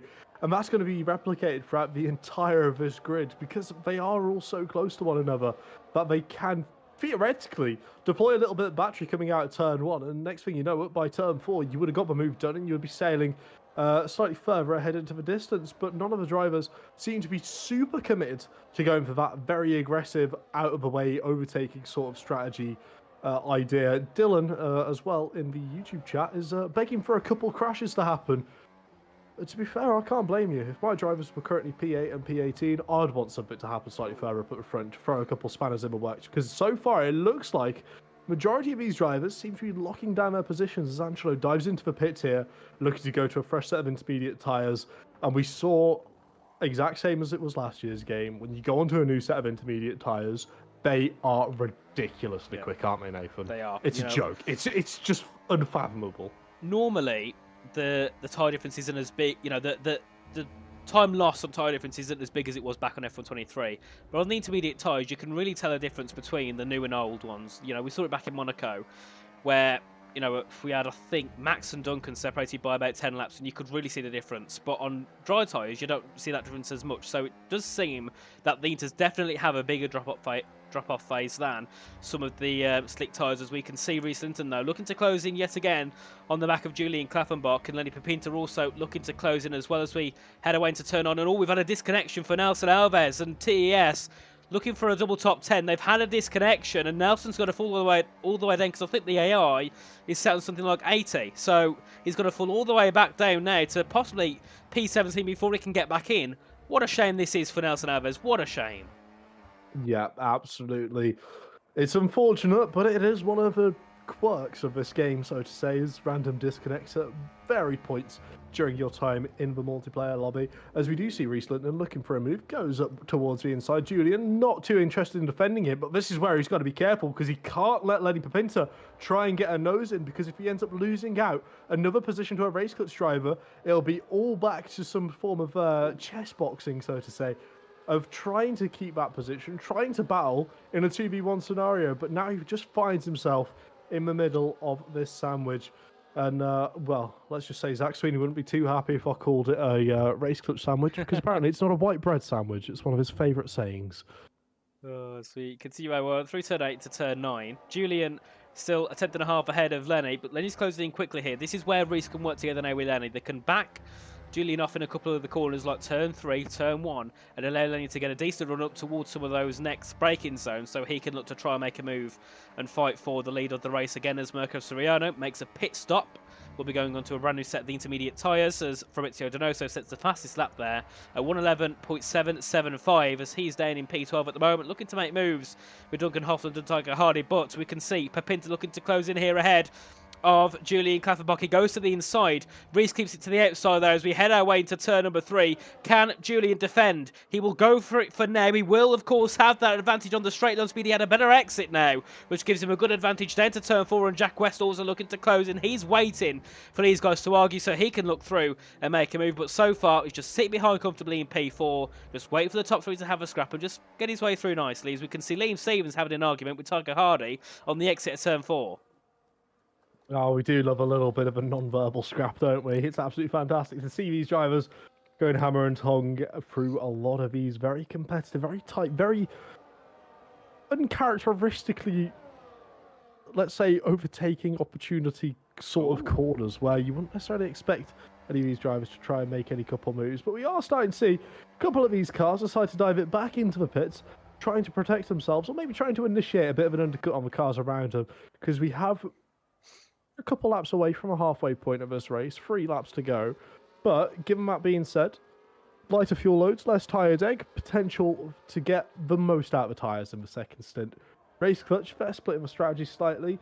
Julian won't necessarily have the luxury. He's going to be forced into making a stop this lap if he wants to try and cover off the undercut. With that being said, Reece Linton, he's in a world of his own, isn't he? He can very happily just back Julian off a little bit. Next thing you know, Lenny Pepinter's come out 2 seconds up the road. You're winning again.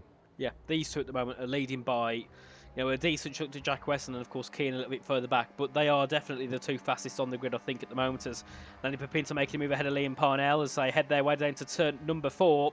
And Liam's going to argue it. He's going to go to the outside as they head their way down to the braking zone. Can Liam make a move ahead of Lenny as we head into turn 4? Has to go around the outside. Can't quite stick it out as he obviously misses the apex slightly and, of course, just loses some speed as we do have Nelson Alves back with us. He's currently down in P13, but he's lost 9 seconds. So he's really, really struggling here. As we can see, Jack West make a move ahead of Julian as we head our way into turn on and 10. Jack West now, the leader of the race as we head on to lap 16 of 36. We've got Reece Linton in the pit lane for race caution. We'll start to think now, does anyone here dare try a no-stopper? No, please don't. No. We saw how it ended in PCF form. We don't need it. Everyone just make it stop. One stop, that's all it takes. It's not one kiss, it's one stop, I'll tell you. It's the new song lyrics, it's a new remix. We're working on it behind the scenes here at PSGL. Don't worry, it'll be released before Christmas. But we saw how much Lenny got held up there by a little bit of traffic. Liam going defensive. Nelson also tending to get him away as he goes straight on there at turn 3. He's gone straight on at turn 3! Oh dear. Is that going to be a safety car? Or is he far enough off for the game to think I can't tell if he's AI or not. Oh, he's been disqualified for driving the wrong way, and well, that's a feature, surely. TES's day is done. What a well, not done, but for one of them it's done. What a shame! What a shame for Nelson Alves. He was in the top 10. I said it. They're going to get a top 10 finish, double top 10 finish, and unfortunately, Nelson's PC absolutely dies. I don't think it was anything to do with the game. I did see in the chat it was his PC that died, unfortunately. So I think that might be, yep. Unfortunately, well, for once, not down to EA. Well, it's one of those things, isn't it? We do love a good old feature. But with that being said, we are looking at Reece Linton here being able to stretch the tyres 1 lap longer, come out ahead of his teammate, and start to put a little bit more pressure on, well, the likes of Julian, the likes of Jack, and the likes of Kian, who are slightly reluctant to make a pit stop just yet, but I feel like that's going to change in a matter of laps. Surely it has to be. They can't do a 0 stop, as we do see Jarno saying, looks like his brake is in the mud. Certainly in something, Jarno, I'll tell you that much, mate. Personal experience maybe there for Jarno. I remember his brake, braking a couple of times, and he went straight on. I think it was Zandvoort in WOR, where he just went straight on. It was PSGL, one of the two, and he went straight on into turn 1. So it seems he's got a bit of personal experience there, a bit of PTSD for Jarno with that one from Nelson. But great to have Jarno in here with us, of course, supporting on his brand new team who are here. And currently, Josh, doing decent in the top 4. Unfortunately, Liam Parnell's a little bit further down, but come on, Liam, come on, get a top 10 for us. Yeah, I'm trying my best to not be biased right now, but Declan is doing a fantastic job holding onto the back of Kian, not forcing any moves, waiting, seizing an opportunity. The same could be said for Kian, and the same could also be said for Jack, being opportunistic on the race clutch drivers, trying to make himself a little bit more freed up, trying to move a couple places left and right. But we are seeing more of these drivers get into little bits of this scrap, aren't we? And I feel like it's only a matter of time before someone ends up going sideways or forgetting to brake. As we can see, a brilliant move there from Duncan Hoffman, the head of Liam Stevens, and Will Lewis as well, looking to close in to make a move. Will Lewis been a little bit quiet this race. Haven't seen much of him at the moment as he heads his way into turn 4, goes for a send up the inside, bit of lag from someone there as they head into the braking zone. Will Lewis up into P8, can Stevens fight it back as they head on the exit, bit of contact, and no, he won't fight it back, and Camel Slasher says, thank you very much, Will Lewis and Liam Stevens, I'll make a move, and now goes comfortably into the top 10, currently sitting in 9th place, and these guys here who haven't pitted are leaving it very, very late. Obviously, recently Lenny Pepinto pitted 3 laps ago. As I say that, we have 2 people diving into the pits. Julian stays out for another lap. Kian, and that'll be Jack pit. Declan stays out, Patrick stays out, and of course, all those behind will also stay out on track. So, it seems like here we're going to have a big difference in tyre gap, in tyre wear, and I suppose you could say tyre age gap, once we get to around lap 25, lap 26, where we'll get to see who's going to work better, the undercut or the overcut, because it's going to be a close one. It's going to be very, very interesting to see what happens towards the end of this race. And so far, I think we know that the no-stop is probably not on the cards, because I think so far, Reece and Lenny are gaining too much up here. They're gaining in, you know, they're, what, 12 seconds back, I think?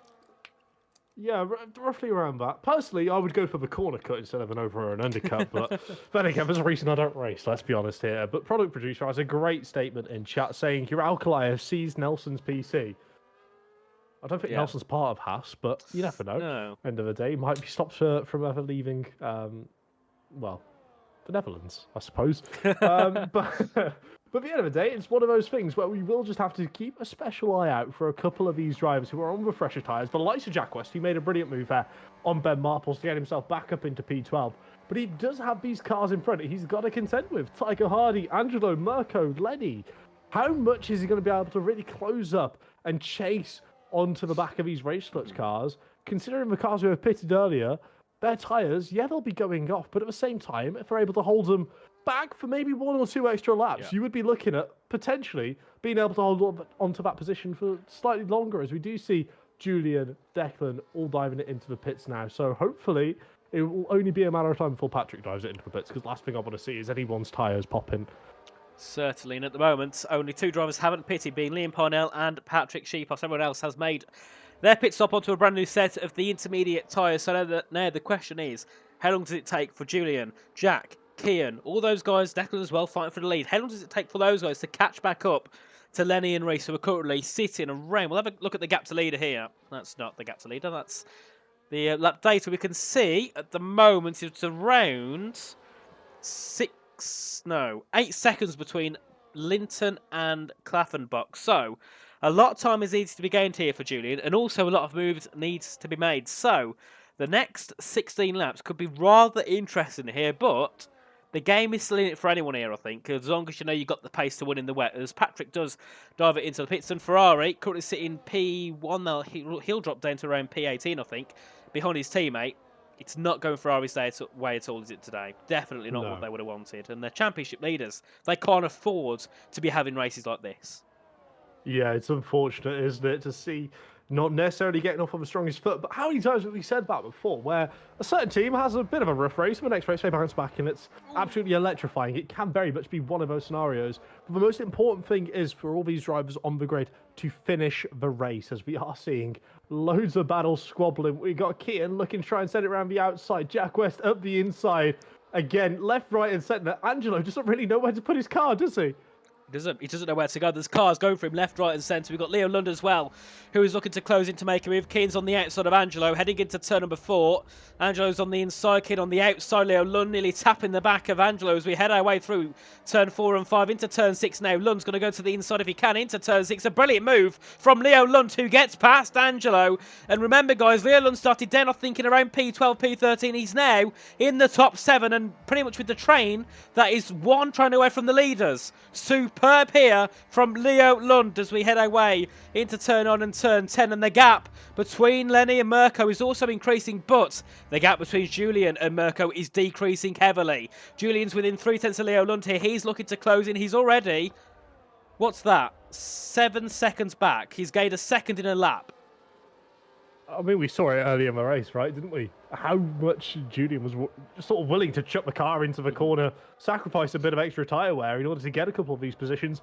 And we're just seeing a complete repeat of exactly what happened at the start of the race. Julian seems to be on absolute fire, burning the battery, using it to his extent to be able to get those opportunities to chuck the car into corners and then carry a little bit of extra speed out, and using slightly lower wings, less drag, less downforce to be able to maximise the amount of overtakes he's able to make. Ron Haas had it best last season, where he's able to get an overtake down the start-finish straight, so he can maximise the amount of overtakes he can do per lap. One heading up into turn 3, one heading up into turn 4.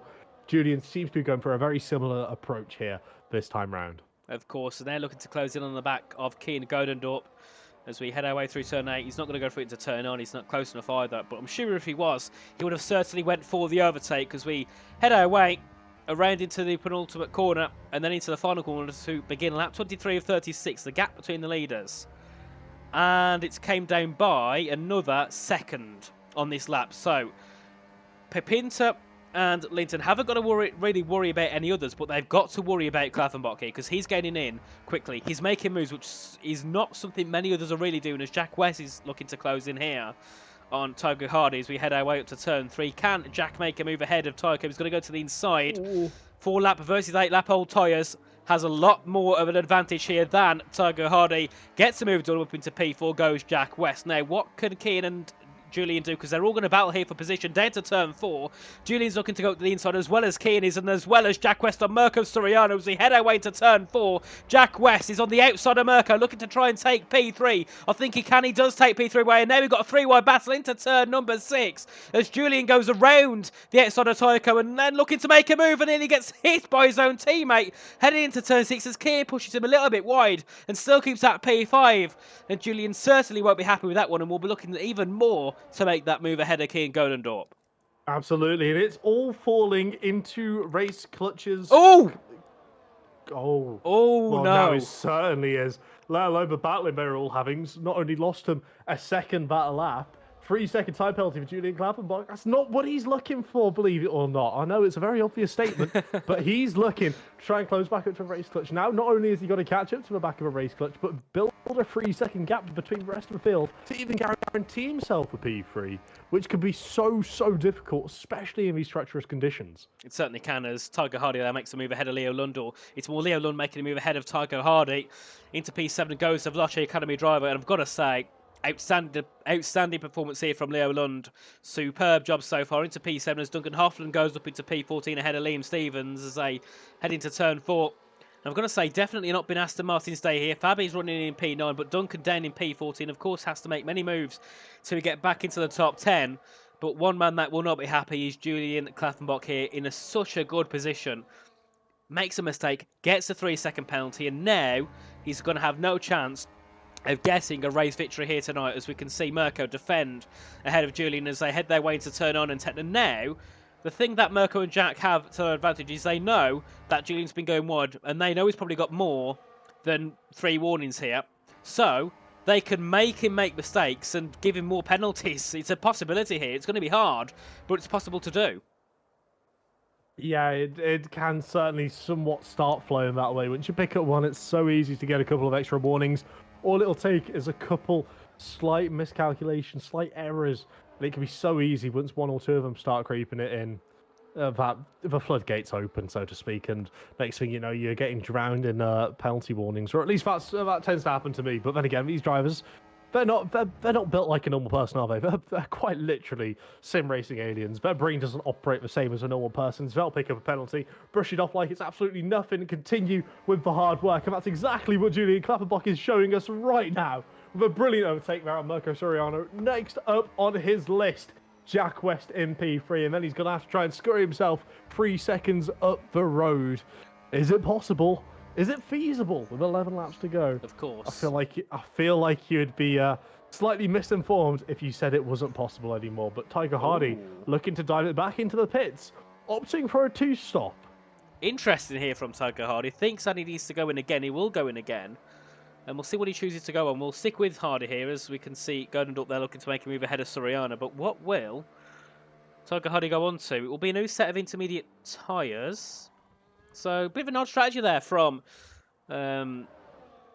Tycho Hardy, but we'll see if that can work out for him as well. As we can see Leo Lund making a move ahead of Keane Godendorp here into turn 3. Superb overtake from Lund, and Keane going to be straight on the attack though as they head back down towards turn number 4. Fabrizio Donoso also looking to get involved in this battle as well as they head their way into the braking zone. Julian Klappenbach takes 3rd ahead of Jack West, so he is on the podium, but unfortunately will drop all the way down due to his penalty. And the issue that Julian has is everyone down to P11 is sticking with them, so he's going to drop down possibly outside the top 10 here. Of course, he gets points even if he finishes 19th, but you want to maximise your points, especially when you're trying to get yourself back into that championship fight. R8G, about 20 points from P4. They want to be back in the fight for the lead here. What happens there? Reese Linton pits as well. So we got... okay. Well, the 2-stopper seems like the strategy here, it seems, or at least they think it is. Ben Marples also. Marples, let's go.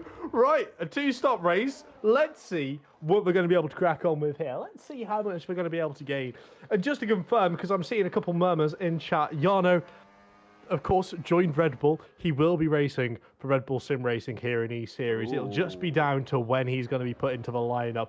But with that being said, we've got so many more talented drivers up and down the grid. We've got the likes of Lucas Blakely, we've got Thomas Ronhall, we've got Alfie Butcher, you name it, left, right and centre. We have world champions. We've got Freddie Rasmussen, we've got Barry Borman, we've got Nicholas Longuet.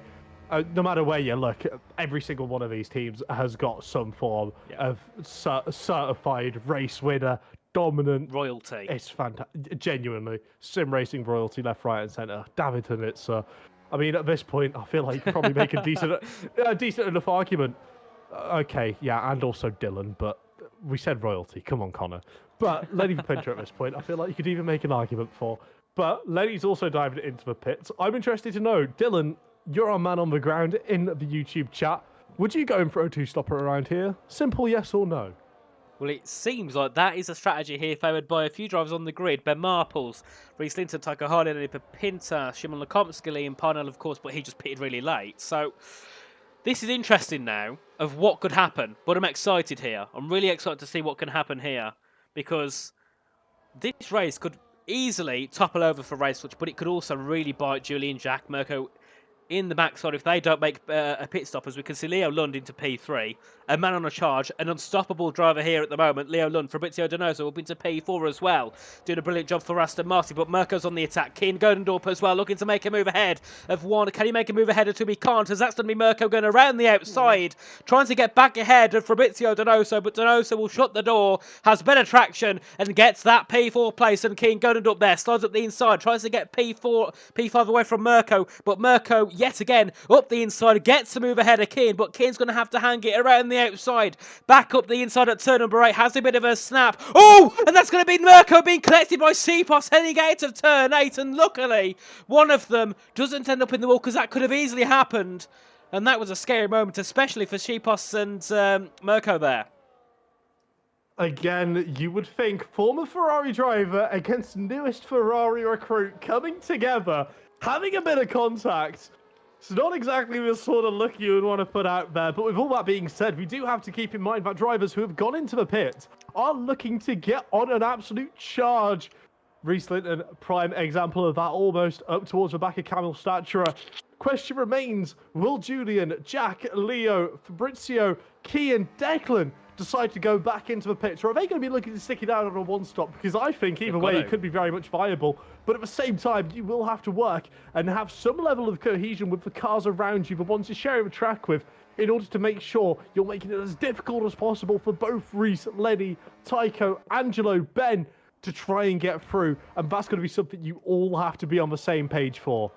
I think they've got to stick to the one-stop here, because Lenny is 3 seconds back from Reese. Sure, I remember that gap being a few tens before they pit. It's now 3 seconds nearly. So I think you're going to lose a lot of time staying out and then going in. They've got to stay out now. I think they've got to commit to a one-stop strategy here on this set of the intermediate tyres. As we can see, Mirko go into the pits. Reese Linton will go up into P11 now and be one step closer to a top 10. Of course, they should be here fighting for the victory. They had a 5-second lead and they decided to pit and make that two-stop possibly work, or maybe it will fail and it will be a big sad day for the Res Clutch team. As we can see, Donoso now looking to take third away from Leo Lund up the inside. Goes the Aston Martin, and Fabrizio Donoso goes up into third place. Can Leo Lund do anything about it? Can he try and fight back? I don't think he can. He can't. There's nothing that Leo Lund can do. As we can see further back here, Declan Barrett closing in on the back of Kian, but he's not got enough battery to use it down the whole straight without running out as they head into turn 4. But then again, we're in such a position here where the tyres are actually making a difference on this game. Before they don't, but now they're really making a difference. Look at the gap between Linton and Klavenbach. We'll see gap to leader, 7 seconds. They would have lost. They would have been about 13, 14 seconds back before the pits. Ben Marples gets a penalty. Just going to put it out there. I'm not sure about you, Nathan. I'm not sure about you guys in chat. Can anyone see any rain falling on the circuit? Because I can see an awfully dry line seeming to appear on the circuit now. With 5 laps to go. Now. Maybe that's why they went over to fresh inters, so they can burn them a little bit quicker and not have to worry about the tyre wear. Are they hoping that they can take the inters on a dry track? I've seen crazier. I've seen crazier things happen. But one thing we should also just put out there, Fabrizio Donoso is catching up quite rapidly to Jack West and Julian Klavenbach. As we can see, Hoffland there make a move ahead of Barrett. Barrett's going to defend it as they head their way down towards turn number 4, and Will Lewis now burning the battery, looking to get involved here, looking to try and help Williams secure a double top 10, something they haven't done this season as of yet. As we head into turn 4, Will Lewis was going for a move on Duncan. They have a bit of tyre hooking as they head out of the corner, and now they continue to go side by side. The track's getting drier, corner by corner, and Will Lewis keeps that P7 for now ahead of Will Lewis as we head our way through through into turn 7 now. We'll see what can Linton do here, because they have either played a brilliant strategic masterclass or they've failed heavily. I mean, it would be absolutely embarrassing to go from a 1-2 to throw it all away, to go on to another set of intermediate tyres when the track is drying. But with that being said, Fabrizio Donoso diving into the pits. Surely is it slicks. time for slick tyres on this circuit with 4 full racing laps to go? It is softs. It is a very brave call there from Fab, but then again, we know his experience. If anyone on this grid is going to make that shot call to try and do something a little bit different to the rest of the grid, it'll be Fab who's doing it. Kian looking to try and get that move sorted on Leo. Leo's had a phenomenal race so far, but phenomenal could only take you so far. He's going to be looking to try and get that position back sooner rather than later. Deploy the battery, trying to pull alongside once again to Kian Godendorp, but it might not be on the cards. He's looking to brake as late as possible towards the inside. But Kian was just able to get the car turned in ahead of him. But all of this boiling down. Let's keep an eye on what Fab's going to be able to do on that soft compound tyre. Oh. I'm watching Linton here. He's making a move ahead of Will, and he just shoves it up the inside at turn 6. Flies past the Williams and Will Lewis, as we can see from Fabrizio Donoso. I don't think the track's ready. No. It's not. He's lost a second there to Mirko. I think Fabrizio's made a bit of a blunder in the strategy here, because look at it, he's all over the place. Oh no. And Aston Martin were looking for a podium. It was confirmed pretty much, because Fabrizio had so much pace and it's all been thrown away by a mistake in the strategy. And I can't see that team now taking even a top 10 with the state that the track is in and the state that the soft tyres are working with as we head our way up to turn number 3. Leo Lund looking to send on Kian. Declan closes in, taps the back of Leo as they head into turn number 3. Duncan Hoffman now looking to try and make him move ahead of the Red Bull. Aston Martin versus Red Bull Esports as we head our way down towards turn 4. But look who's closing in, Josh. Reese Linton. Now let's see what the tyre difference can do for the race clutch driver here. Yeah, and Reese is also missing his front right end plate. With that being said, he's more than happy to try and make a couple of moves. Getting a little larger margin there with Declan Barrett, but he's got that move sorted sooner rather than later, which is exactly what he needs to do before closing up here to Duncan Hoffland, trying to cause just a little bit of ruckus in between these drivers on old intermediate compound tyres. We know he's got the pace, he's got the tyres. Surely it's only going to be a matter of time before Reese decides to pull the trigger and go for a very brave, audacious move. Is he going to be turn 1? Is he going to be turn 3? I'm not sure where, Nathan. Where would you be looking to try and get that move sorted? You know what? If I'm on better tyres, absolutely anywhere. Make your opponent scared and just send it. If they back out, good. If they don't, well, hopefully you don't end up losing your front wing end plate. So yeah, I'll just go for it. Why not? They've lost the 1-2, and what a fumble this has been for Race Clutch here, because 1 and 2 confirmed. They was 5 seconds ahead, and they've bottled it now and are looking for possibly a P3 and a maybe P4, depending on what Lenny could do. As we can see, Linton there look for a send. Duncan and Leo say, no, you're not getting past us just yet, as Reese will burn the battery. Goes to the inside here of Leo Lund. Looks to make a move for P5. He's got better tyres, he's got a bit of damage, but still has got an advantage over Leo Lund now as they head out of turn 4 and 5, and it will be P5 for Reese Linton, P7 for Lenny Papinter as he looks to make a move ahead of Declan Barrett. Can he make that move work? He can't just about. I think it was Lewis that he actually passed heading through there. But Declan will be his next target on the list as that gap at the front is extending to 5.3 seconds now. Yeah, absolutely. Duncan there playing what might be a very interesting strategy call later on in the race. Chucking Leo Lund to the walls. Of course, Reese Linton in the race clutch car. Not looking to try and box anyone in, not looking to hold position. He just wanted to get past, get the move done, and try and work together with Kian at this point in time. But Kian's going to be well aware of what Duncan's just done to sacrifice Leo Lund to the race clutch driver to hold on to a position. Wouldn't surprise me if Kian tries to do something a little bit cheeky as well, just to ensure he can hold on to that position a little bit longer. But with that being said, Reese is looking very sharp here. Despite missing a front end plate, he's all over the back of Duncan. He's going to make a superb move, hopefully, on the back of Hoffman for himself as we head our way into turn 4. Now to the outside, back to the inside goes Linton, brakes later. You can hear the tyres screeching into the braking zone now. He gets better traction on the exit, goes around the outside at turn 5 and gets that move done ahead of Duncan Hoffland. A brilliant move from Reese Linton there, looking to pass Kian Godendorp. We'll see what Kian can do, but that gap's increased again. We've got 1 lap to go here, and it's Jack West who is on who's in position to win the race because of a penalty for Julian Klaffenbach. And even though Julian's got a penalty, he could get another one and still finish second. So that's just insane to me. How good he's been, how quick he's been in these conditions. Utterly fantastic stuff there from Julian. But it is all boiling down to this very final lap, isn't it, Nathan? Let's see what these drivers have in store for us. it's going to be an interesting one as we head into turn 1. Kian Godendorp is in third. Reese is going to look to track him down as we head our way up towards turn 3. I'd like to focus on lead, but the battle for third is even more interesting there. We've got 4 cars battling for third as we head in towards turn 3. Linton's got to send it late on Godendorp. Kian has to hang it around the outside. He has to just hope that the race clutch doesn't send him round, and he keeps it for now. P3 is in Kian Godendorp's hands as we head down to turn number 4. Hoffland ahead of Pepinter. Pepinter's on the outside. Linton's on the outside of Kian Godendorp. He tries to hang it around the outside. He should have better traction. He should have better pace. And Kian still holds on to it, but Reese has the inside into turn 6. What can he do? Can he try and take it away? I think he might do. We're going to switch back to the front of the field. Julian, a superb job, but a penalty will deny him from one of the best victories he could take in his career. But Jack West, a man who's faced criticism, he's been nowhere near his top form on F124, but he will be today. He exits the final corner. Jack West will take the victory on track ahead of Julian Klaffenbach, who will take second, and Reese Linton takes third ahead of Kian Godendorp and Duncan Hoffland. Lenny Pepinter and Declan Barrett at the top step with a superb battle for third.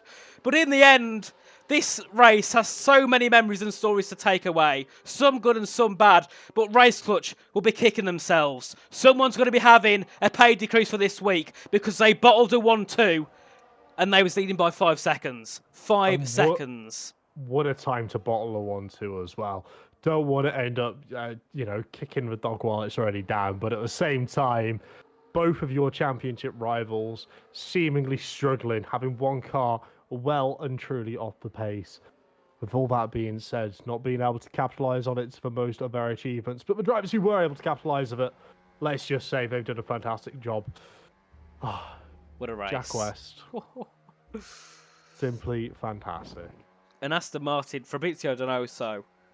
Oh my, poor Fab, because I think, he was definitely strong on pace, right up there at the top, but bottled it by going for a soft. Yes, I suppose I could understand them going for it, but was it a risk worth taking? I don't think so. I think they could have, easily done, similar to Race Clutch. I think they should have just stuck with what they was doing because a 2-stop wasn't needed. I think we know in this game there's going to be a very rare chance where a tyre won't make 20 laps around a circuit. And they bottled it.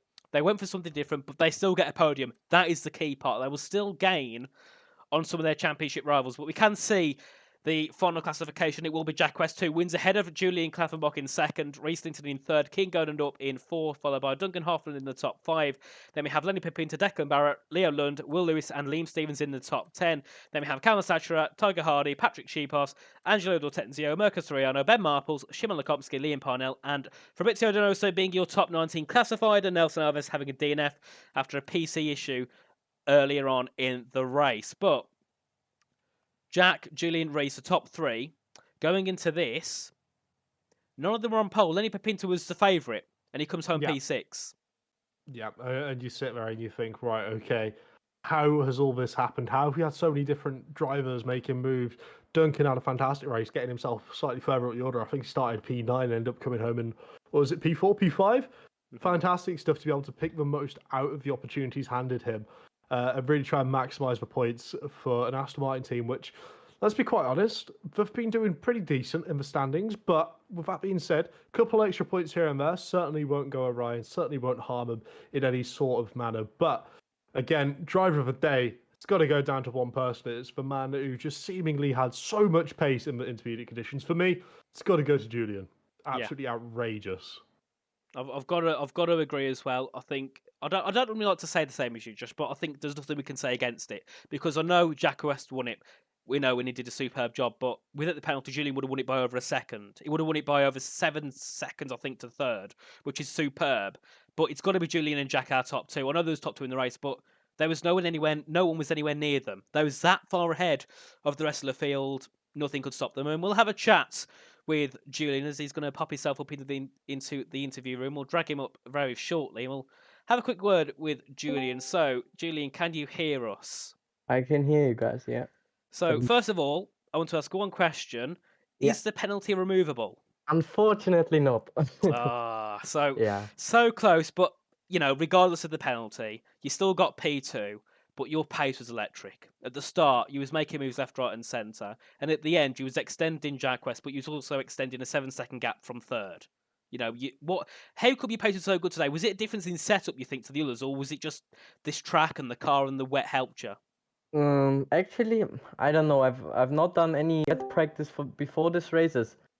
I don't know. In the last 2 days in general, like 3 days basically, were quite stressful with PSGL F1 and then PSGL F2 yesterday, and now today Austria. So yeah, it was quite difficult everything. But yeah, I mean, I don't know. Actually, the pace was very good. I didn't expect to be faster than some guys out there, and yeah, just very unfortunate with the time penalty in the end. But we will learn from that. An engineer told me something in the corner, but it was my mistake anyway. So yeah. Definitely. I mean, I think, overall, obviously, coming out of last game, going on to this game, you tended to be quite inconsistent. You'd have a good result, then you'd have a really poor one. But I'd say over these past 3 or 4 weeks, your results have been outstanding. Wherever you've been racing, you've even got a top 10 in, was it PSGL F1 or WRT when you got a top 10 there? You've been winning, getting podiums in E-Series and F2. What's been the reason for such this big, increase in performance, or just consistently being within the top 3, top 4? Is there any specific reason why you've been able to keep such a good form?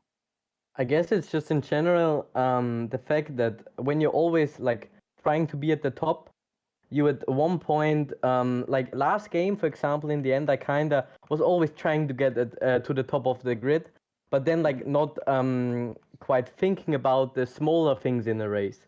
And now I've tried to improve this in this game and in the last few races quite a lot. Try to focus on different things and not only raw pace. I mean, as you maybe have seen, quali is not my strength anymore in this game. It's race, and I'm actually quite happy about that. So yeah, I think it's just trying to focus on the smaller things, and yeah, in the last few races, this worked quite well. Of course, a superb job done indeed. So well done on the P2. Anything from you, Josh? How does it feel to be able to say, all those people suggesting USB sticks? You can tell them all to stuff it, mate. Yeah, I mean, It's great, isn't it? Mate, it's a great feeling, yeah. isn't it? Mate, honestly, you work so hard for that. You work so hard for the opportunities, and then it's all starting to come your way, mate. It'll only be a matter of time before people take a look and go, "Hold on, thank you. This lad's got potential." And we had it in YouTube as well. Fantastic stuff all around from you, Julian. Listen, So Josh, well done. remember, Will Gibson said this man had talent. It's down to Will Gibson. Will Gibson, he you always know. said I was cheating, even though I never Well, was. listen, he changed his mind in 23. We'll ignore that bit. Yeah. I mean, But either way, Julian, thank mate, you, Will. Will's a fraud. Will's a fraud. Julian, you take all the credit, mate. Fantastic stuff. Well done. Thank you. Thanks a lot. Well done. Well done. So, Julian, thanks for joining us, mate. Have a good one, and we hope to see you again fighting for the win. Yeah, good night, guys. Good night, mate. And next in the chat, we can see the chat lighting up. People want this man for an interview. Race winner Jack West. Unmute yourself so you can speak, and then we'll have a chat. Can you hear us? Yeah, can be. Perfect. So, what a race. Your performances haven't been that good so far in this game, but today it was, it was like being back on your old form. You was easily in the grasp of the top two. Of course, you would have been second, but Julian got a penalty. But either way, you were still 5 seconds ahead of third. The pace was just brilliant today, wasn't it? Any reason why you was able to perform so well around this circuit? I mean, I've usually just been confident in the wet, and like you said, it's been a bit of a struggle to start to the game. I've struggled with consistency, but I felt like a good race was finally coming, and everything was perfect. The strategy, the pace, everything. We were really good today. Of course, and obviously you take 35 points away from having the win. So, some of your rivals who are up in Piece 8, 7 and 6 are only about 30 points ahead, so you might have a good chance of closing in, if not, getting a couple of positions in the championship. Of course, it's not been the best start for McLaren on a whole. Of course, Shimon also finishing quite far down. But do you still think that maybe, with a few more races, you can try and get yourself back up onto a good form as a team and try and fight for that top 5? I mean, we've, as a team, collectively, we've struggled a little bit at the start of the season, but I think we're starting to find stuff out now with setup and stuff, and just confidence with the game really is a big thing on this game. And yeah, I mean, it's we're starting to get everything together now, and just hoping that we can continue this momentum. Of course. So one quick thing before I hand over to Josh. Obviously, in that race, we saw many people go for a two-stop. At any points in your mind or the engineers' minds, was a two-stop ever a considering factor for yourself? I mean, not really. I think I assumed that Lenny and Reese were going to win, but then we realised very quickly that our deck was quite high and that Race Clutch would struggle to make the one-stop go.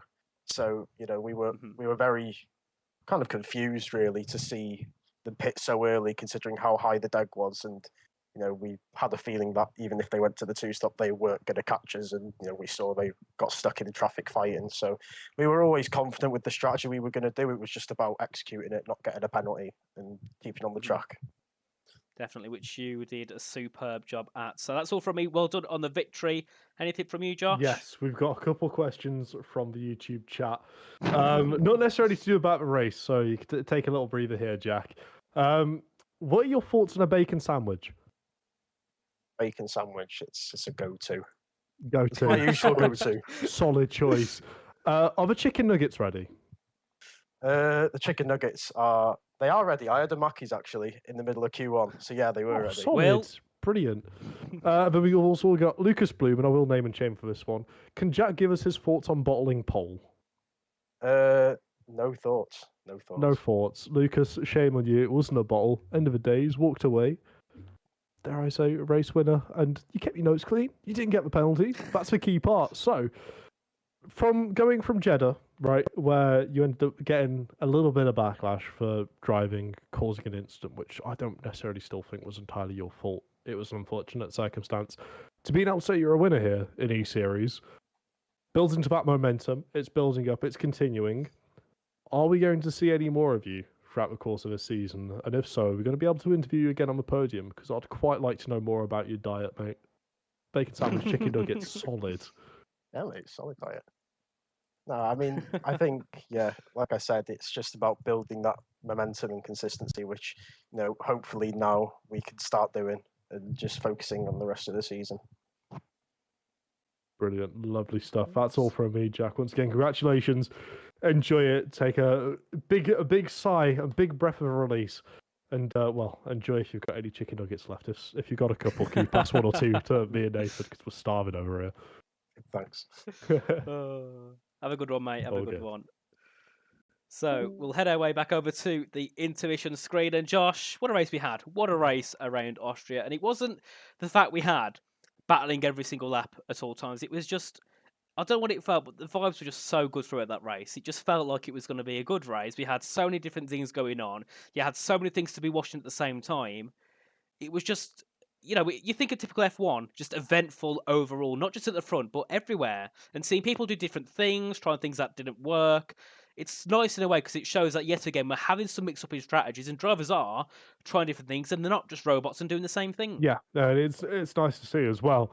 Yeah, it's unfortunate for the likes of Fabrizio to get caught up in, not necessarily having the right strategy, but it goes to show that just taking one or two risks, we see it so often, especially, the likes of PCF1, where they'll go for something that George and Jack are like, okay, what on earth is this? Why are we doing this?